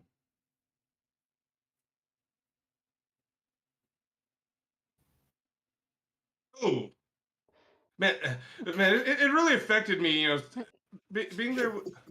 It's like. Dealing with my sister, that really screwed with my head a little bit. Wow. So, Sorry. you still pass, and the the purple rain appears again as you focus your magic and focus your energy into the sigil, into the wax seal of this letter, and the conjuration circle appears around you, and you're gone. Calyx. Yes. Where is Calyx? Calyx is at the Blackwood Monastery, um, a temple for very old temple for monks up in the mountains. Where's Black? Where's it located? Where exactly is it located? It's Marifa, Okay. in a very large mountain range that I have yet to name. It's fine. Um, so the monastery, this monastery is very old. Um, it's warm. The morning greets you, the sun coming through your very, very modest room. Very, very modest room. And could you do me the honor of telling me what Calyx looks like? Okay. Calyx is a night skin, um, sporting lovely brown skin such as my own. He has long white locks that go down his back, gray eyes, and a burn that covers most of his right arm. Um, Muscular guy, he's trained in martial arts for his whole life. And yeah, he's a very he's a quiet guy. He doesn't talk a whole lot unless prompted to do so. He tries to come off as stoic as much as he can. Come off as stoic. Love that for him. So, um, the morning finds you, and how do you prepare to leave for the big day? Accepting in the acceptance of a monk into Hillard is not extremely common, especially from this order. Well, as the sun comes up, he is in meditation. Um, when he awakens, he goes over to his bag. He was given the opportunity to actually go into town and go shopping for supplies he would need for school a couple days ago, and he picked out a few sets of common clothes, which he's mulling over now. But he realizes that his master is going to want to see him before he leaves, so he opts to 100%. put on he opts to put on his traditional robes of black and yellow, packs the rest of his things into his bag, and two water skins he places on his waist. Okay. And with that, he gets up and he's ready to meet with Okari, which is his master. Okay. So, you grab your things, and can we just talk about how Alex put out his first day fit? Can we talk about that real Yeah. quick? Did anyone else notice that? Yeah. We're Yes. here for it. We're here for it. First day fit. Okay, so Alex, you make your way through the halls of your monastery. Um, Explain the inner workings of this place. What does it look like? Um, it was built several hundred years ago by largely elves. Mostly elves run the monastery. He is the only night skin. Um, It's the insides are well tended to, made with high quality wood. It's not very decorated. Um, Very, there very simple. is, yeah, it's they're minimalist, so you don't see too many unnecessary things. They have an area for prayer, of course, but in a dojo. But you're not gonna get too excited walking through the hall. You're right. You're right. Okay. So, that being said, you make your way through the halls of the monastery, and you hear the initiates in the yard, who had to be up earlier than you to start training. Um, uh, when I say initiates, I mean young elves that are probably older than you, but still children. You make your way through the halls and make your way to Master Okadi's study. Um, and describe your master for us, please. He is an elf of about 560. Old, old as hell. Yeah, Got it. he's old. White hair, pale skin, but very regal. He tends to everything in the monastery with the utmost care, and he is respected by everyone in attendance. Mm, understood. Says, you finally decided to join me. Come in. Yes, master. You leave us today, do you not? I do. Hmm. How long have you been in this monastery? 72 years, master. That long? Hmm. I've been here for my entire life. I was born here. Out of the elves that left the expanse and came here to Marifa, many of us joined Master Hillard in his exodus. Did you know that? I didn't. Hmm. He's sitting behind a long um, mahogany desk. There's books. Mahogany, that was the word I was trying to remember. Yeah, I got you back. I got you back. Mahogany desk with books everywhere, all written in Elvish. Do you speak Elvish? You do. Okay. He stands up, and your master's slender, like most elves, but a bit leaner from training. Uh, he says, "Well, come with me," and he just walks right past you. Um, I follow, maintaining a safe distance. Yeah, 5 feet is the within like 5 feet behind is normally the common respect for the older monks. Um, you all make your way to the yard, which is a cobblestoned inlay around a large monastery. There's a garden of elves working on a rock garden, and the rocks are being lifted with magic and rearranged.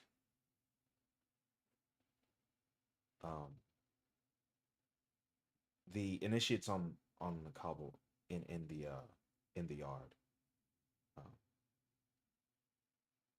After hearing a order in Elvish, stop and come to attention and turn simultaneously to you and Master Okari and bow. Master Okari says something in Elvish. And the let's say 30 initiates on the yard split in the center and hug the walls, all with quarterstaffs in their hands.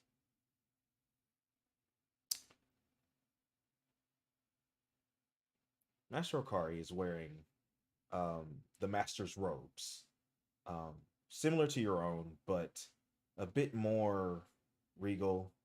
It covers a lot. It covers a lot more.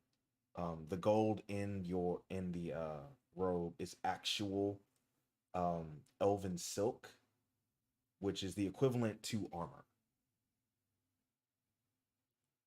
And only those who have reached mastery are allowed to wear this.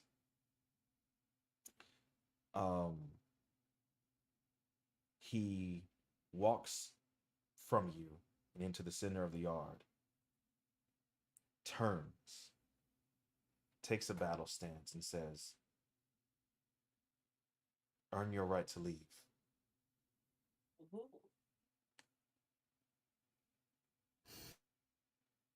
Yes, master. I enter the center and take a battle stance. What does describe your battle stance for me? Are you familiar? Well, actually, let me not ask stupid questions. You know, Gentle Fist. Do I know Gentle Fist? Don't you dare insult me again. I corrected myself. For those who may be unfamiliar in the chat, describe Gentle Fist. Describe the Gentle Fist for me. So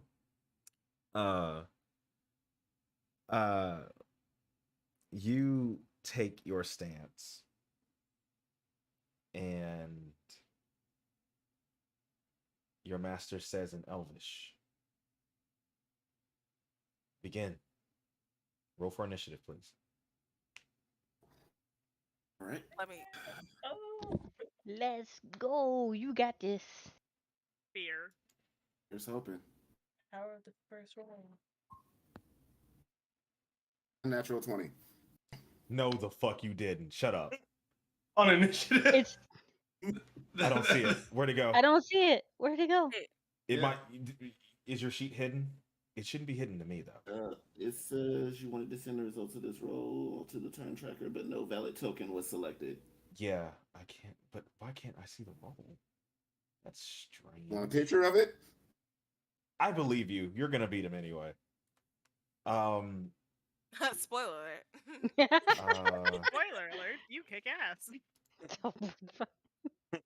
Yeah, you still beat him anyway. Wow. So He's young and spry. the first move is yours. Okay.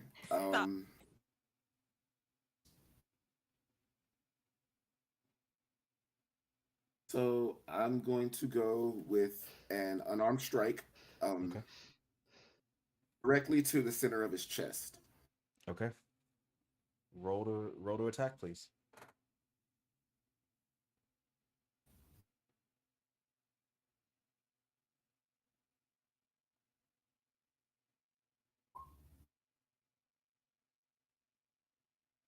Yeah, I know for sure that your rolls are hidden. I don't know why they're hidden though, because I can't see them. Okay, let me try this then.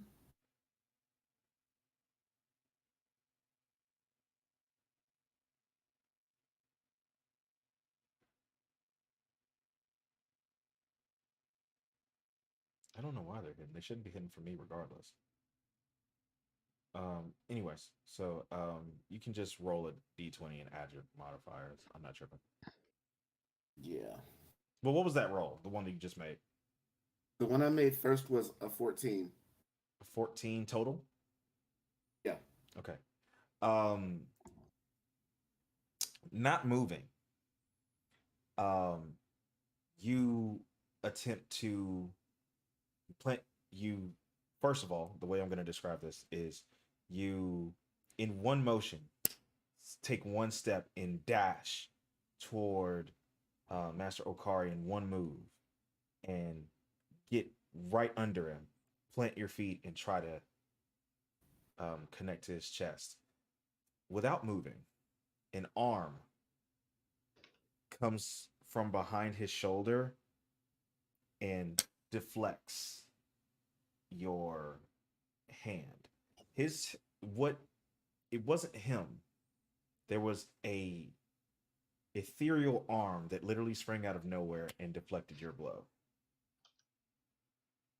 It seemed to you know that Master Okari has mastered a type of martial arts that many people don't have the ability to do. He has mastered the astral self. His astral self is extremely powerful, and no one had seen its full embodiment before. And no, sorry. He will counter attack. He says, "Always in a rush. You're wide open." And that is a total of 12 to hit. I don't think that's going to hit you. No, my AC is 13. Why is your AC so low? Got you. So no, he you saying that smooth line. Sorry. Need to see your stats. He sees that you are. He tries to attack you, that you're off balance, 16. But you are actually you fool him, and kind of with off balance, kind of fall out of the way as his astral arm punches down at you, and the ground is cracked where you would have been. The cobblestone cracks. Oh. You may now counterattack. Or you may act. You may act. To use flurry of blows. You can indeed. So you'll make your attack first, and then you'll make 2 attacks as a bonus action. Yo, if you don't take that letter out and just fuck dignity, run. What's dignity? I realize I don't see Calyx in Roll20, so maybe that's why he's hidden. Oh, maybe refresh your page. Because I see all of us except that. I just noticed that too.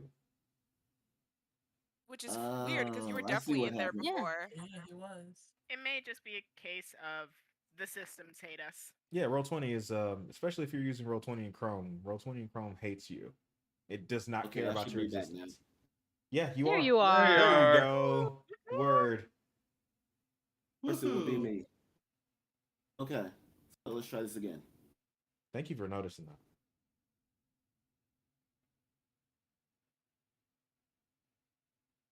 So you're gonna do your unarmed strike, yes? There it is. There we go. There we go. 10 is also not going to hit him, but you have 2 more attacks to make. Yeah, let's try another one. Monks are broken. Okay. All right. One more. One more. One more. We Getting got one closer. more. Getting closer. Getting worse. Getting worse. How is this happening right now? Alex isn't joining us. It's just like invisible hands going. Yeah, his astral arms are just like he's literally just standing there, and like you're trying to get ground on him, so you're pushing him back. But his astral arms are just literally just deflecting you as he just sits there with his arms folded. He will counterattack again. Neo, rolling that one for me. I'm gonna do my best. I rolled a 3. There we go. It's close. So okay, give me 1 second here. Roll20 tripping. Let me reset this number counter because I'm getting upset now. I'm a claim that. I'm down after. 100. Okay. Manifest. Okay, I had to reset the Somebody number. stole all the luck. Had to reset the Not our RNG. bard. Okay. So he Roll light of mom. roll light him up. So God. he tries to counterattack you and he does not connect. You've pushed him back pretty far though. Looks Okay. like you might actually be able to hit him. He Messing says to up. you, "Stop trying to hit me," and hit me. You're welcome. You're welcome. Thanks. Sir. Thanks. Okay. 10 out of 10. I'm You going for saw it again. Saw a shot, you took it. That also does not hit. What? Flurry of blows. Flurry blows again. Let's go. What the hell is going on? Thanks. A 14? That's a 14 hit? Do I any need of folks in these chat to actually wish this man luck. Can we Yeah. get F? Yeah, come on. So again, none of these connect. Sorry. None of these connect. I don't know what's going on. Now he crowd wishes is he was watching like, fighting this dang, mom. nobody is lifting a hit. You are gaining ground. He's just you are pushing him back. Your assault is brutal with these open palm attacks, and you dizzily dodging out of his counterattacks. He will counterattack once more, missing again. Let's get some 4-leaf clovers in the chat, please. Can 4-leaf everyone clovers. please Clover, share man, your everyone energy let's with go, let's me? go. Drop those 4-leaf Honestly, I got one key clovers. point left. Like, This is the last one. This is the last one. Ooh. 15. I'm Okay. sweating. 15. Getting closer. Damn. Okay. I all right, need to last see your key point. stat sheet. I need to see your character sheet because, like, how? Is this the level? Thank God. You hit Oh, him. fuck. There it is. Yes. You hit him. You Okay. plant your feet. Oh You- my God. It seems like he trips over a slightly raised cobblestone and stumbles a little bit, and you say, "There." And you finally connect. He only has 2 hit points, right? No, all he had to do was hit him once. Oh, okay. He your hand taps his chest and his astral arm a second his astral arms are there, but then you see a full figure appear that hovers behind him with his arms folded and reaches through him and grabs your hand as it touches his chest. And all the initiates gasp because Master Okari had to summon his full astral self to stop a blow.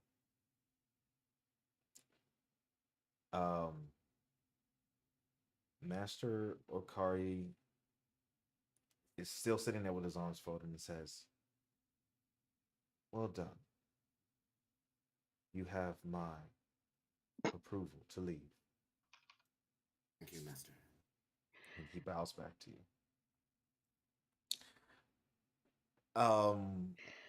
And all the students, all the initiates run around you and start like cheering and stuff. He says, "If you don't hurry, you'll be late." Yes. So, you know, I checked my bag one last time, my 2 water skins, and yeah, I'm ready to go. Okay. You you have no key. So we go figure this out. What does your key look like, if you don't mind my asking? Like, what does your key present like? So it's actually like a deep purple that radiates from my body. Mhm. Okay. And I guess think, and I hate to say it because, you know, I feel like I'm more involved in this, but think Dragon Ball Z. I don't want to, but I will. Similar to that. It's, Gotcha. You know. Gotcha.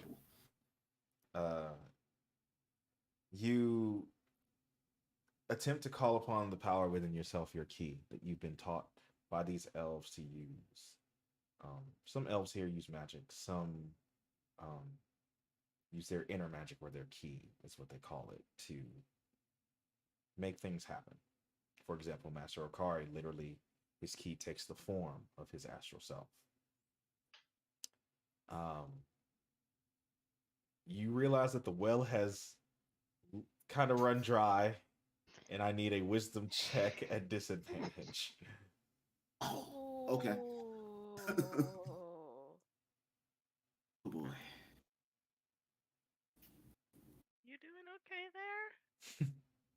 Not so much. Nah, you'll be all right. We still We're got gonna that go ahead and talk residual about luck. the fact that my wisdom is a +0. Ooh, nah, You're a nah. monk with no You'll be all wisdom. right. Nah, nah, nah. Look at See, you! Look at that's you. a 12. Okay. We okay. Is that at disadvantage or is? It's at That's a disadvantage, so disadvantage. you gotta roll again. Gotta roll one more. Ooh. I assume we're Over supposed to the stat, click over the advantage. stat. Advantage are normal before rolling. It's Ah! only DC 5. It is Are you DC 5. So you okay? So Made it. you just God. You're a little you rattled. is in front of all the initiates in this yard. You don't want to embarrass yourself, and you focus super hard to try to get something out of the well of ki that dwells within you, and you pour the equivalent to like a swallow of orange juice on, of ki onto this wax seal, and it does start glowing. And it looks very weak, but the sigil for conjuration magic does appear under your feet. And anything before you were teleported away? I offer one last bow, everybody present, and gone. Gone. You're out of there. Last but not least, Diney, the morning finally greets you. It's a little bit late in the morning. You kind of slept in. You kind of slept in. Sleep asleep. Describe where Diney is, please. Where's Diney at? Diney is at home, what is really her family home, but in reality it's just where she and her parents live, in the middle of this fairly large city, right in a very popular street. There's shops and people running about along the street. She can hear them coming in through her windows. Just around her, she can hear her neighbors moving. She can hear her parents downstairs, but because she's so used to this busy, fast-paced moving environment, it does not strike her enough to actively wake her up, and she doesn't wake up until there's something louder that actively snaps her back awake, and she realizes, oh, I should have been awake about an hour ago. God damn it. And do me the honor of describing what Diney looks like. Diney is, by all accounts, Diney is a bit odd for a fawn with her appearance, even just her natural appearance, as well as the part of it that she's altered. Her horns, rather than growing and branching out at the longer pieces, splinter at the bases, so she's worked to keep them short, basically as to not fragment them as they try to curl backwards towards her head. Her eyes are almost true amber, not just the color, but flecked with black and white and deeper pieces of brown, as though it has solidified with things within it. Her most notable feature, the part of her that she has worked so hard on, is her hair. The right side of it is this deep purple that she has made sure to carefully dye. The fur of her ears as well, and the right is this more olive green, which again she has made sure to reach her ears. I can't think of much else with her, Diney. I mean, that has some advantage. I don't even have words. Okay, thank you. Jesus. Oh, wow. Okay. So, the morning greets you, and you prepare to go to school. What does that look like for you? For Diney, getting ready is more so getting herself ready and getting herself back into feeling truly herself. Everything was packed the night prior. The only thing she hasn't packed are things she utilized. So she still does have a few items laying out. The clothes she wore the night before, which she intends to just fold and stick right into her bag again. The letter sitting straight on a desk where it's easy to access. She at the very least manages to keep everything organized. But she spends most of her morning just waking up, bathing herself, getting her hair into two buns, trying to ensure that they're both behind her horns, being very methodical about the process of keeping them in place. She does the same process with her makeup, putting it on, being incredibly careful throughout the entire process. She has perfected the image and the look that she wants to portray to the world. And by God, even if she has to repeat a single feature 10 times, she will do it. Throughout this entire process, she is mumbling under her breath, only to herself, Kindle, shelter, preserve, and be. Kindle, shelter, preserve, and be. And she continues this until she is fully clothed, fully herself, and she is as ready as she can be for the morning. Folding up her clothes, what small items she has, shoving them into her bag, and attempting to sneak out without really alerting her parents that she's leaving. She doesn't really want to have that conversation. Not with any tension. She just doesn't really want to have that conversation. Please roll that stealth check, please. Because, of course. As you clomp through the house with your hooves. Everyone in the house has hooves. Oh, I did it twice. I'm guessing the first one. You have heavy armor on? Apparently! What kind of armor do you have? I don't know. I'm a paladin. Jesus. Yeah. Yep. I'm a What's paladin. up? I'm loud as hell. So, I mean, even with your armor on, I'm gonna say that you feel like you're averagely quiet. I mean, you have hooves. There's not much sneaking about wooden floors for you. Trying to step on every piece of carpet or rug that goes along the way as carefully as possible. Absolutely. I'm gonna say that you do make it, and you're just trying to get outside. Just trying to get outside of the house, sort of away from the home where her parents might feel her magic or sense that she's missing. Mm-hmm. Okay, you do so, pretty successfully.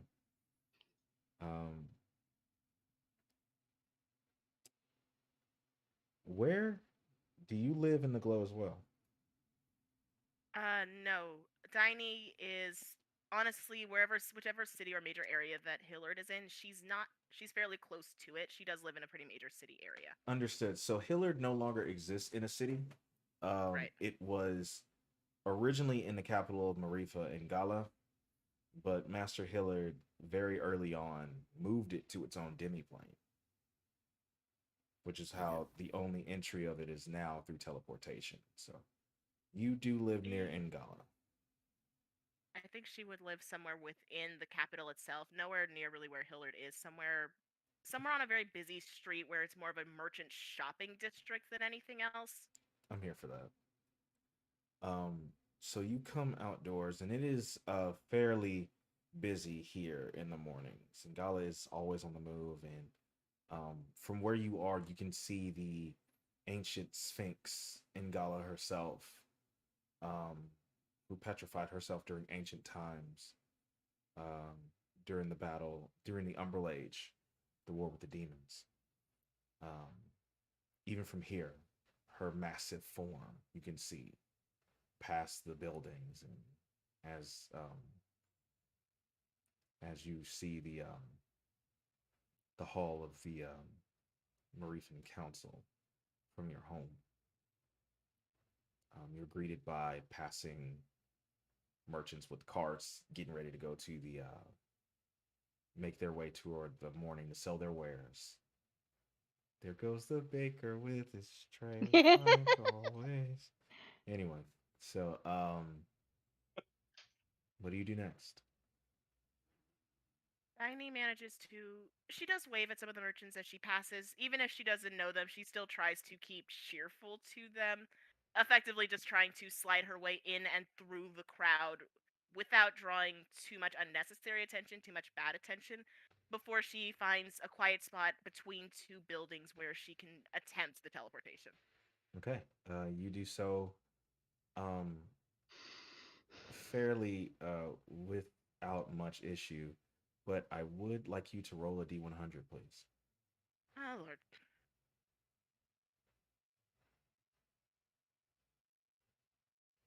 37. 37. Okay. On a 37. Huh. Oh no. You walk past the Leonin. Leonins are pretty common in Marifa. I like it. He says to you, "Good morning." Hmm? Oh, morning. Good to see you. Um, is that a letter to Hillard that you have Oh, there? yeah. Hmm. Congratulations. Thank you. Think you're the first person to actually say that. It's a pretty big deal for anyone to get into Hillard, so I'm sorry to hear that. You're one of the first 3 people to know. Hmm. 3, 4. Point remains. Well, I wish you the best of luck in your studies. Thank you kindly. I apologize I didn't ask your name. Oh, Leonhard.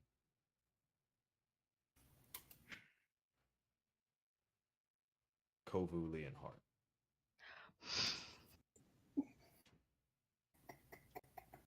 You're welcome. By the way, guys, you're welcome for that. And he says, well, you take care.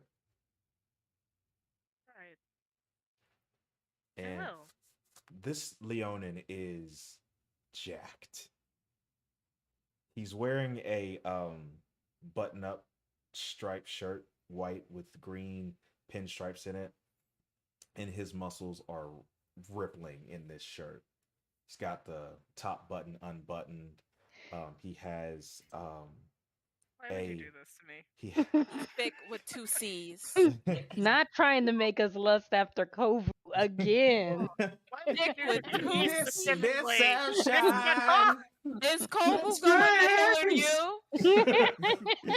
Kids, how's your wife? So he has lighter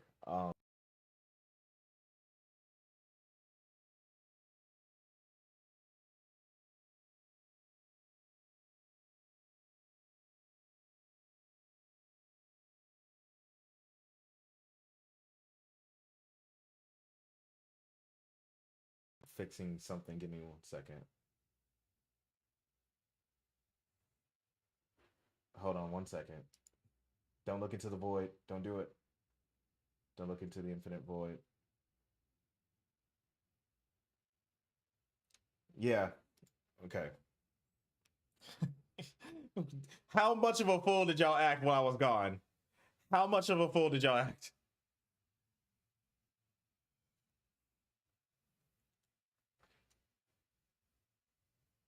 Okay. So, that being said, okay. So, he has lighter fur, closer to if a lion could if a lion had albinism. His fur is white, on his face, and what you can see of his hands down to his claws. Does have blonde a blonde mane of like a platinum blonde mane. They can't hear you guys. I'm sorry. I will fix that. Can they hear me though? Can y'all hear me? Yeah, I'm capturing my audio. I got it. Hold on.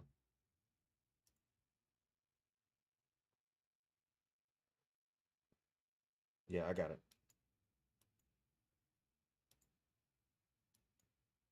I shifted too much and probably unplugged something.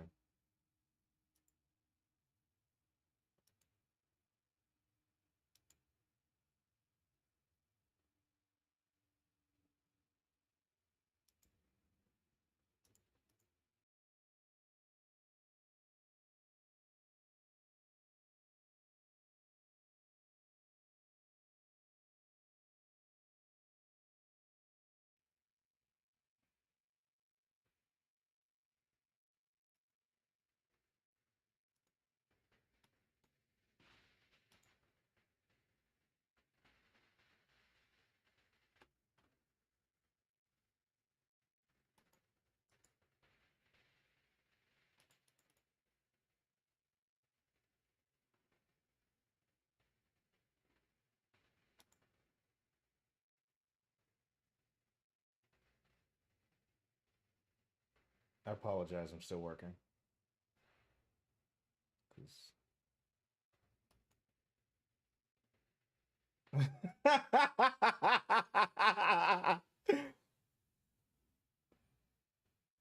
It's not open. It's just the top button.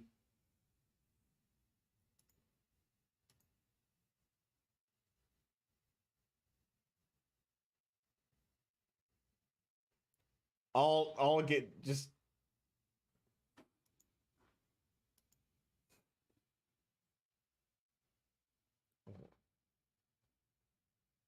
I did not say I didn't say supple. No, I did not say supple. I'm sorry, chat. I'm sorry, chat. They're lusting over the lion, man. I know that you can't hear them right now. I know that you can't hear them right now, but I I no, it's not. It doesn't have to. It doesn't have to be B stars all over. Chat. I know that you cannot hear them, but they are acting a plumb fucking fool right now.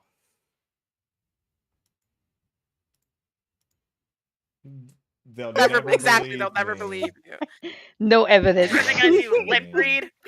Oh no, they can't hear us. they Oh can. no, they no, can't. no, No, that's they can't. Cisco. Okay, Right. he's ratting us out. Yeah, No. I'm snitching. I don't give a fuck. I For don't give a shame! fuck. How dare you snitch us out? I don't Head of give a shame. fuck. Head of shame. I don't.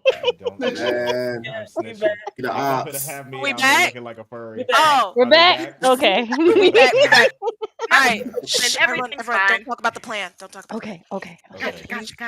Nothing So happened. I will. Wait, what snitch. the fuck? I'm snitching again. They're plotting on. They're plotting. So, on, sorry, I just saw. if you look at the chat, don't Shadow worry about Master. it. Don't What worry the about hell? it. Don't worry about it. It's funny. Don't worry about it. It's fine. Don't worry about it. It's funny. It's oodles of fun. Dear Shadow, Just here for a good exactly. time. Bitch, you doing a good job, bitch. You doing a good job. The lion and the lion. We're here for a good time, not a long time. Exactly. Oh my god, Heaven. Oh my Okay, my God. camera's back. I'm back, everyone. So I was describing the giant lion, man. Who you Hollis, you specifically never said actually had gave height. supple I chest. never said supple. Supple No, never that's once what I came heard. out of my mouth. Someone clip that. Play it back. Play it back. Play it back. We'll play it back later. Y'all The are turning timestamp y'all is down. Let me turn y'all 2:43. Let me turn y'all down. I'm so sorry, chat. I had to do some finagling because for whatever reason I lost audio. I don't know why. It's not a first stream of anything unless there's technical difficulties, is there?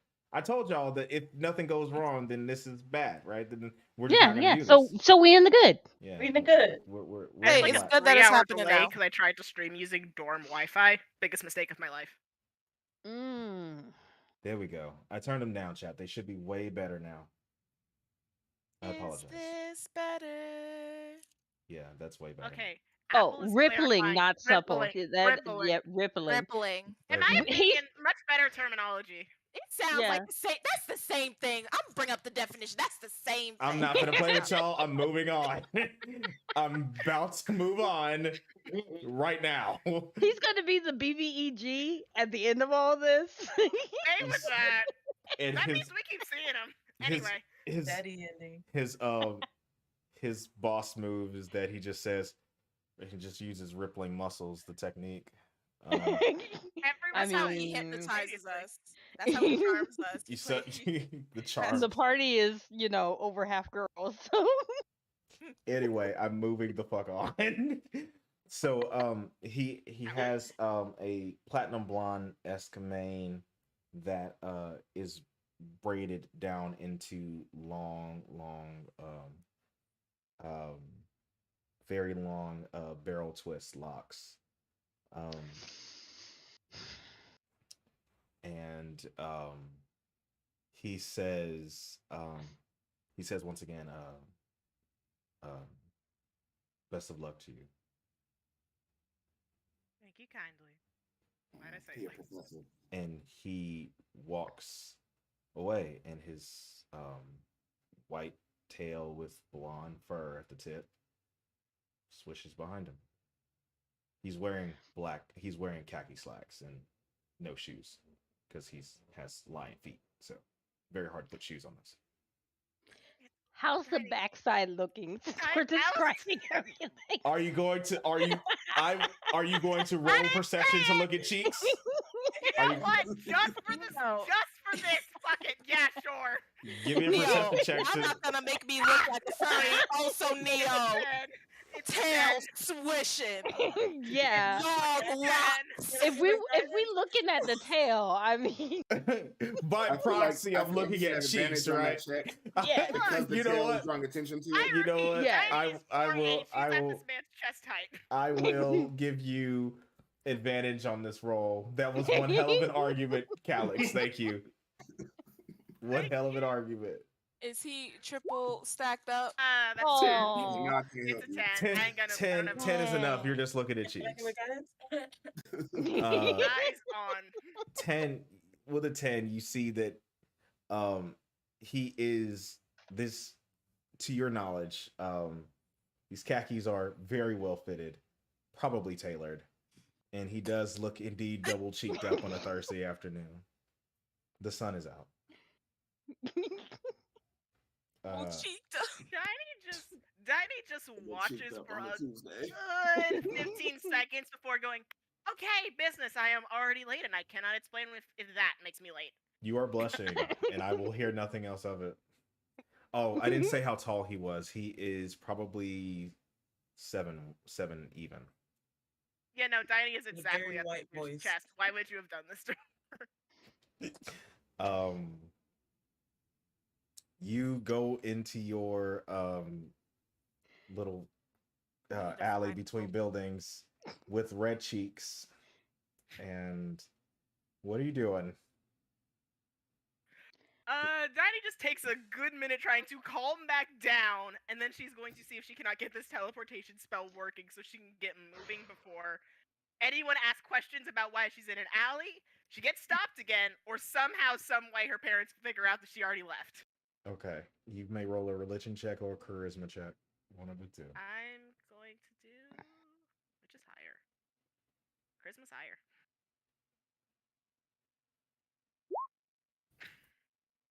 I got an 11.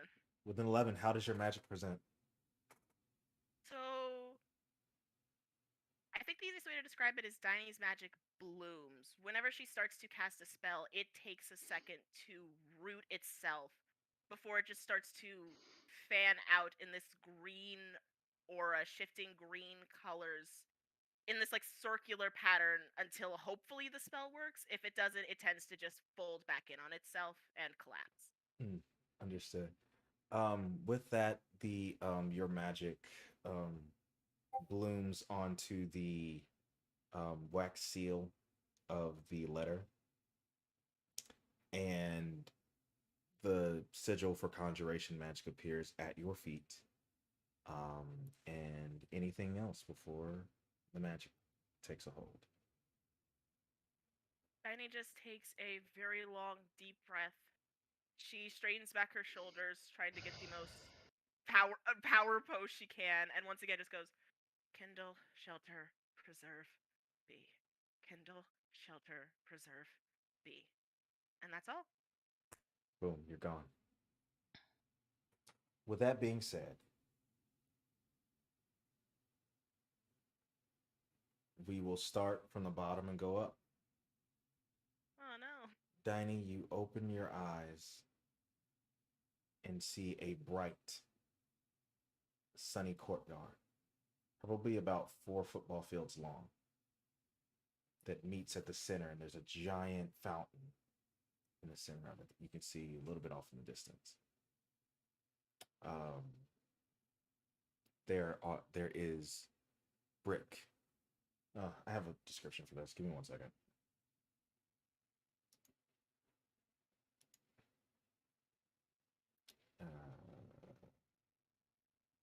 Un momento. Getting ahead of myself. In the depths of a sleepy valley, surrounded by lush green plains, deep forests, and beautiful streams, lies a castle. Hillard University of the Adventuring Arts, one of the most sought after adventuring institutions in the world. The best and brightest of the magical and martial adepts the world over come here to hone their gifts. The castle grounds of Hillard are vast, seemingly unending. Centuries of magical manipulation and distortion of its place in space and time, no doubt. Founded exclusively for and by the High Elves of the Expanse 2,000 years ago, Master Sedaris Hillard built not only the school single-handedly, but also the demi-plane in which the university and its surrounding landforms exist. He did this with a staff said to have been given to him by the old gods. By one of the old gods. The ever-blooming rose. The Everbloom, as some call it. Has the power to create anything the wielder wishes, but was hidden away by Master Hillard before his death. Rumor has it that the staff lies hidden somewhere on the grounds of the university. But this is just a rumor upperclassmen tell freshmen to scare them. During Master Hillard's lifetime, the Elven Expanse took place. You all would know this. This is world history. The High Elves, with their superior magics, marched on Demi to spread their ideologies. The consensus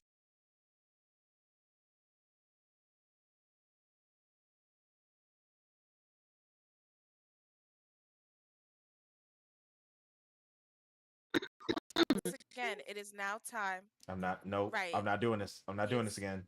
Oh. Nope. We're not doing this again. All right, chat. Can you hear him and us? Can you hear that? Can you hear Neo and can you hear us? I'm monitoring the audio. I can see it. Okay, cool. I'm monitoring the audio. I can see it. I think. We're too OBS. awesome for the net to take it. Yeah, they breaking can't take all of this The internet lore. is trying to be anti-black. Yep. Yeah, the internet's anti-black. How Beyonce's internet gonna be anti-black? Anyway. Right. Damn. The consensus of the High Elves changed, and the other Elven races came into being. Master Hillard opened the doors to these new elves, much to the chagrin of the Expanse. The half-elves were born as the elves expanded into different territories and mingled with the younger races. Master Hillard would open his arms to these half-elves as well. Then lastly, before his death, he opens his arms to the humans. Many elves of various origins would go on to be headmaster or dean of Hillard University. Until one day, a Nightskin was chosen to be headmaster of Hillard University, an alumnus named Lee Evanfall, master of mysterious shadow magics. How do you spell her name? Lee is Leigh. Last name is Evanfall, Evenfall. And Lee is male. Master of Mysterious Shadow Magics opened Hillard to all races. This change to the university caused a huge rift between the Expanse and the university. So much so that the university did not accept any students for an entire school year. After the gap year, Hillard acceptance letters were sent to a new year of prospects. A class of students was beginning their journey in the halls of Hillard. Diney, you open your eyes into a large courtyard, like I said. And there are students, hundreds, popping in from teleportation magic. And I need you to roll perception to see who you see. Oh boy. Damn it. What'd you get? No one. I have no luck today. Nah, you She's still thinking Not a about the single cheeks. Cheeks are still fresh in the Yeah, mind. Stupid sexy is Kovu. Stupid sexy Kovu. Kovu. So Is it actually, sexy lion? Is it anxiety? The world may never know.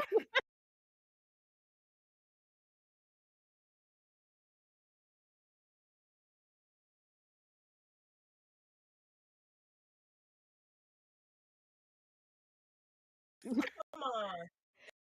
everything is It's the perfect. lion. Every time Way we too talk, good.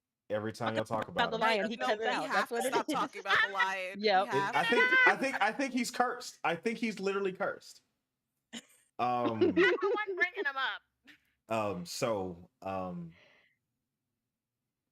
you look about and you see different figures talking, races from all over, elves, humans, night skin, tieflings.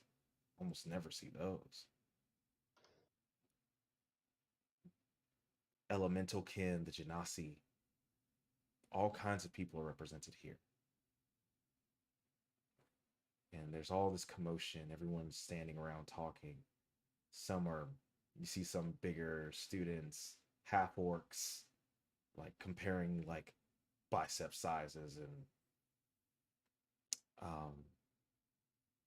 in the distance you hear what sounds like magic being cast, or what feels like magic being cast. You all feel this. I'm just going to focus on Diny's perspective at the moment.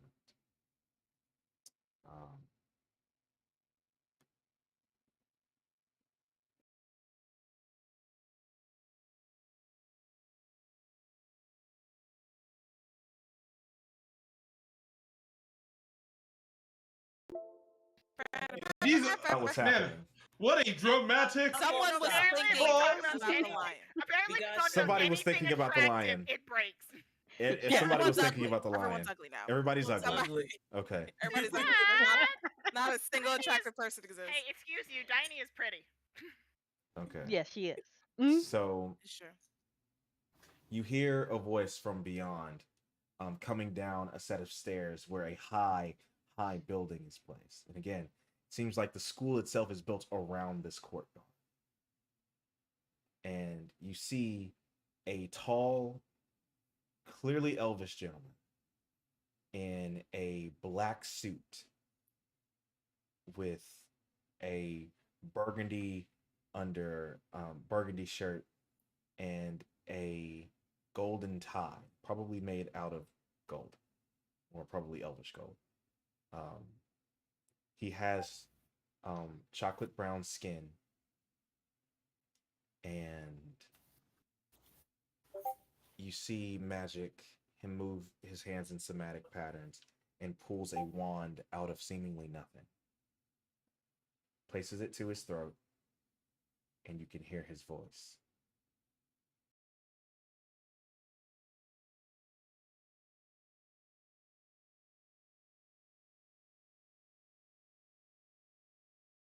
What does his voice say? I called it. The voice can't. must be sexy.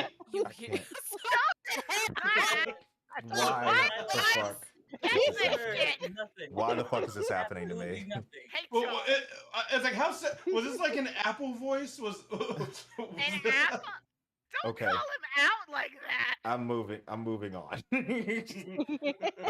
He puts the wand to his I will throat. say, Yes. can Diney actually see him put the wand to his throat? Yes. So when he does this, Diney, her ears like instinctively kind of press against her head because she's under the impression this is about to be way louder than she wants to deal with. That's probably foresight, but you Well, no. hear I think I stopped where I was describing. He has chocolate brown skin, long high elven ears. He has long locks that probably stop about his knee, braided into one long braid. And it's braided to the side all the way down. There are streaks of white in it, and he looks the equivalent to probably a 32-year-old black man. Very, very slender build, lanky, probably about 6'2".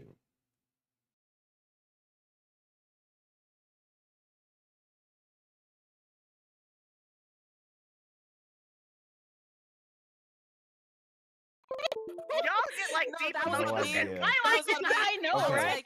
I know what we're gonna have to do. I'm gonna have to stop using the good camera. We're gonna use the bad camera.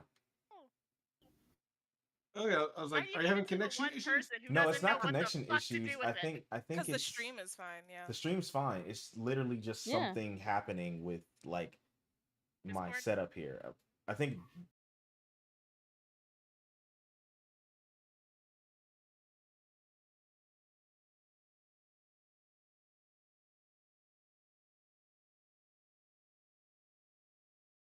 Was it No. the mic? Yeah. It might all be crashing at once. That's happened to me before. no, I'm still here. Let me finish Yeah. this up. Let me go ahead and finish this up. We don't Okay. need to see you. They just want to see us. Yeah, that's true. That's true. I'm chopped liver anyway. Okay, I'm done. I'm done. That's chopped liver anyway. So Monk. he says I am Professor Sikaris.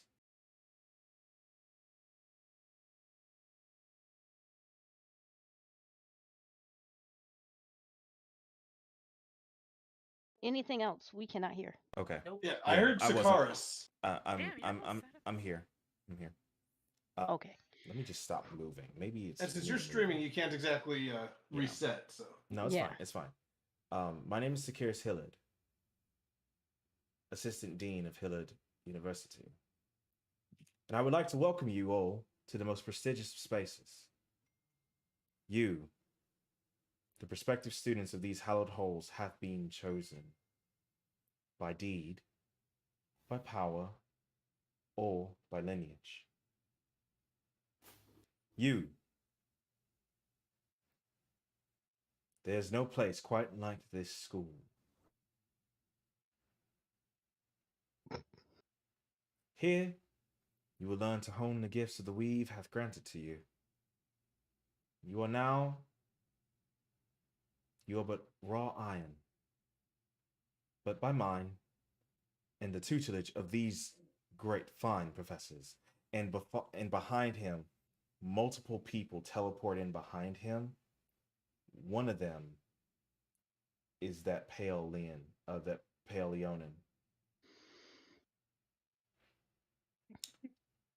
Called it. Juicy booty. Tiny is just dying inside. She's dying inside instantly. Okay, just, making a note. "Ah, Hot that's my Lion professor. is God a damn it." professor. Good to know. Good to know. Tiny is visibly cringing right now. She's doing her best to school her expression, but her entire face is going, "Oh, great. I was way too casual with the professor. Fuck me." well, He Yeah, continues. Did the professor roll to see if you were looking at his cheeks? You wouldn't know. Can't now, and I refuse to allow it. You wouldn't know. Okay. By mine and the tutelage of these other professors, you will be forged into blades of the finest steel. But you must be tempered. Consider this your first day in the forge, prospect. And as that happens, more people teleport in front of him in the courtyard at the bottom of the stairs. And they're all in Hillard gear. Some are wearing crew necks, some are wearing poodle skirts, all with the school's colors in them.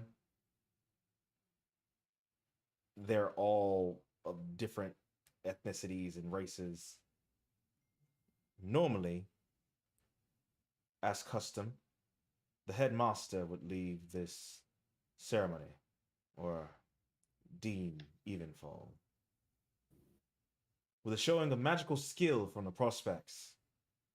However, in his absence, the duty must fall upon me, and I prefer a more practical approach. And the students in front of him in the courtyard start laughing.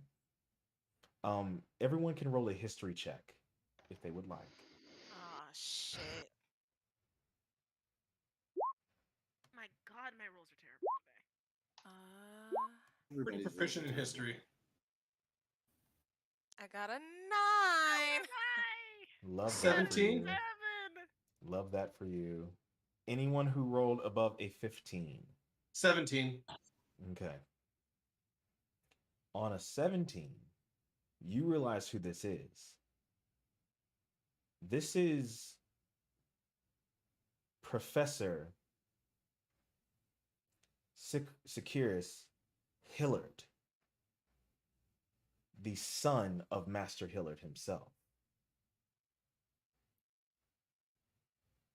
who you estimate should be about close to 2,000 years old. Elves do not live that long. What you know of him on a 15 or higher, with a 17, you know that he is the inventor of a school of magic, school of wizardry specifically. It is called the School of Amalgamation. An amalgamate wizard is one who can create chimeras out of magic. He's a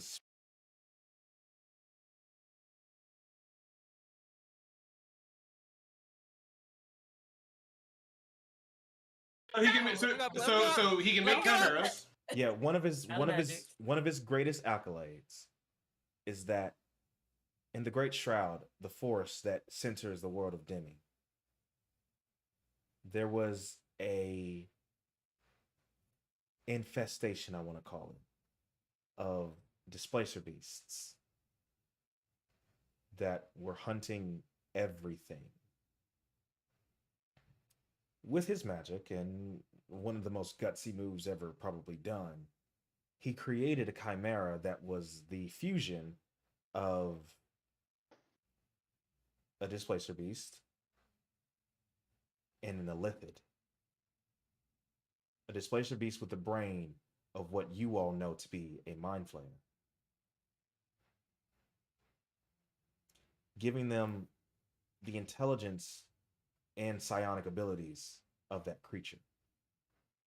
He introduced these creatures that he came to call the Coeurl into the wilds of the Great Shroud. And with their psionic prowess, not only did the Coeurls become leaders of Displacer Beast prides by using their superior psionic power to overpower Displacer Beasts,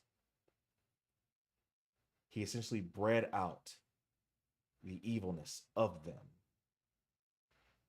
And now Displacer Beasts are not malicious. He cured them of their malice that was put into them by the Unseelie Fae years ago. Eons ago. One of his greatest accolades. He's also created all kinds of monsters, so he's famous the world over, is what you realize about him. And he continues.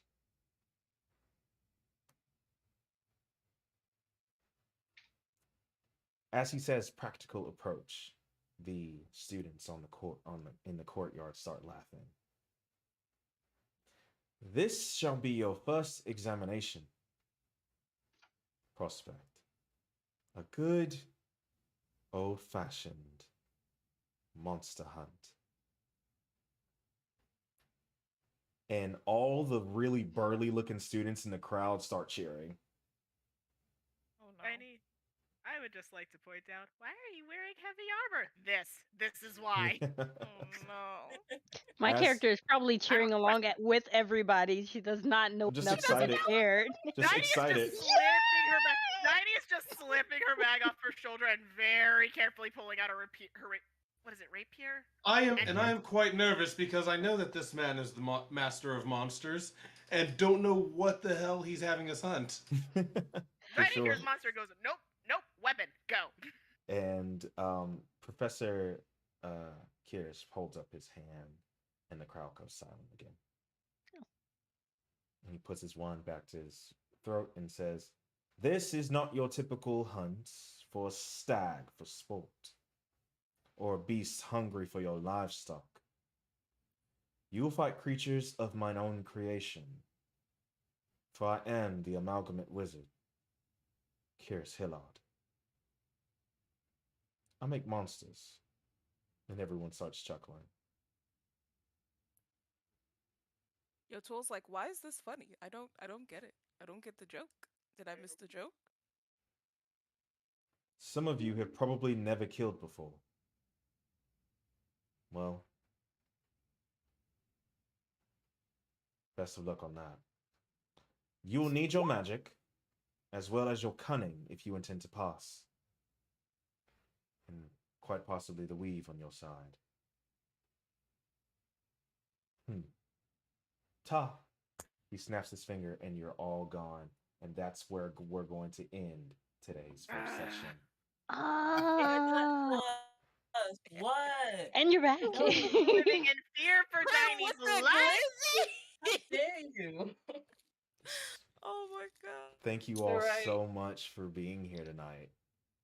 This is, I had so much fun. Like, Yeah. Fantastic. my goodness, it's back to be it's good to be back in the digital DMing chair. Yeah. Thank you all for going on this journey. This with was me. amazing. And chat, can we all just give a round of applause for Neo for putting this Yes, together? Neo, you killed Just it. yes, round of Ah, applause, Every prop for everybody. that glorious was DM. so fantastic. Also, I do vote that we give Diney a gun. Yes, I know Diny gets gun. I do want to give Diney the blicky. So I will be putting in my petition for the blicky. Oh, She has my look. goodness. She has yet to spend her money.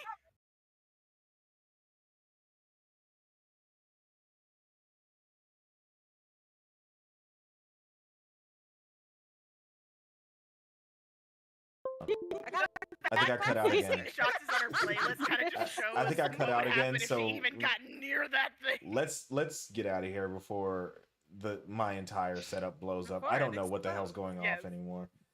So if you could do me a They're hating favor, on us. Amar, give us an outro, please, for your character, for yourself. If you have anything to plug, please do so. We are all about uplifting each other here. So if you have things to plug, please do them here. All right. Well, hey guys, you can find me on Instagram at Frisco Flame, as well as on TikTok at Frisco Flame. And you know what? If you want to get yourself some lovely Pride pins, I have a variety available, and you can get those at my Etsy shop. Which, if you look up Frisco Flame or Flame Pride pins, you should be able to find them. And again, thank you, Neo, so much for having us tonight. I'll see what instrument I can bring next time around. For sure. Okay, Bree, talk to me. So I am Bran Nikki on Twitch and also on TikTok. And also you can also find me at Copperoni Creations, which is my little crochet business thingy. So yes. Absolutely. All right, Mac, talk to me. Well, I do content with my fiance here on Twitch at Coco Mac Gaming and on YouTube at Coco Mac Productions. We do everything from nerdy stuff to relationship discussions, polyamory, and such. So yeah, check us out. Absolutely. Tomasi, please. um, I go by Full Real Fantasy, and I'm gonna put it in chat because it's spelled faux as in fake, real fantasy on both Instagram and on TikTok. The only thing I can plug is I'm going to be doing in character skits and probably doing uh uh episode what is the word? Episode summaries. Oh, Once we word? finish. Oh. Yeah, I told you I was gonna do Oh, it. thank God, because I was struggling with trying to do it myself. Yeah, Anyways, I so was sorry. gonna record episode summaries from her perspective. So if leaves for everyone else, they can do for there. Um, Good idea. so That's brilliant. that way we can keep up with what's going on, and that takes a little bit off.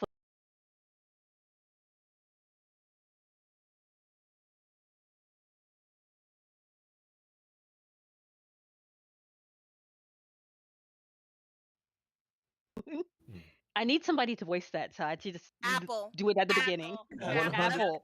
Apple's got to do it. 100% Apple. What are you even Apple. talking Apple, about? you need to do this. Just give us all a voice clip of you saying last time on Hillard U, and that'll be And then exactly run the it. music. Yes. Just run the music. Give us 3 Yes. minutes. Oh no, Last audio's time gone. on Hillard U. I think no. I'm getting you guys at the very least. Okay, we got you now. Okay. Go. Come on, Prim, talk to me. I am Oddity Commodity on both Instagram and TikTok. I do not really run stores or anything because I'm kind of figuring out the bachelor degree first, and then I'll get there. Shoo, But that yeah, part. go ahead and drop me a follow. Absolutely. All right. Yanami, please. All right. TikTok, I am Mistress Opie. IG, it's Yanami, and then I also have my shop, Jules Light. I'm making a special type of dye. It hasn't came out perfect yet, but once it does, you guys will see it. Anything else? Okay. I guess that leaves me then, huh? All right, I'm gonna turn this on one more time and try to one more Everybody stay again. perfectly still. Don't think about cheeks. Too late. Hello, I hello lose. again, Shea Butter Babies. It is I, your favorite chocolate friend, Neo Soul God. You can just call me Neo, though. Thank you so much for coming on this journey with me. I am so grateful for you.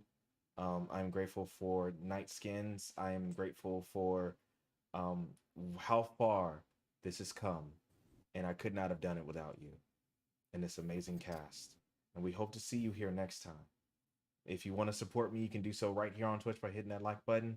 Or getting my link tree. I would put it in the chat, but quite frankly, I'm afraid that something's gonna break. So I'm gonna sit right here very, very still. But you can follow me on all social media as Neo Soul God. You can follow me on TikTok for all Hillard U updates. And you can join my Discord if you would like to play in Hillard University. We do have some tester games. I want this to be an MMO experience to where that we can all share in the same world and have the same experiences together. We need DMs, we need players. So join my Discord to find out how you can be a part of that. I think I covered most of everything else. Nightskin Lore will return. I just wanted to really get this under my belt first. And before I go, I just want to tell you, as I always do, that you are loved. You are capable and worthy of love unconditionally. Be kind to others. But realize that first, you must be kind to yourself. I'm Neo Soul God. And this is Hillard University. Good night. Bye. Peace.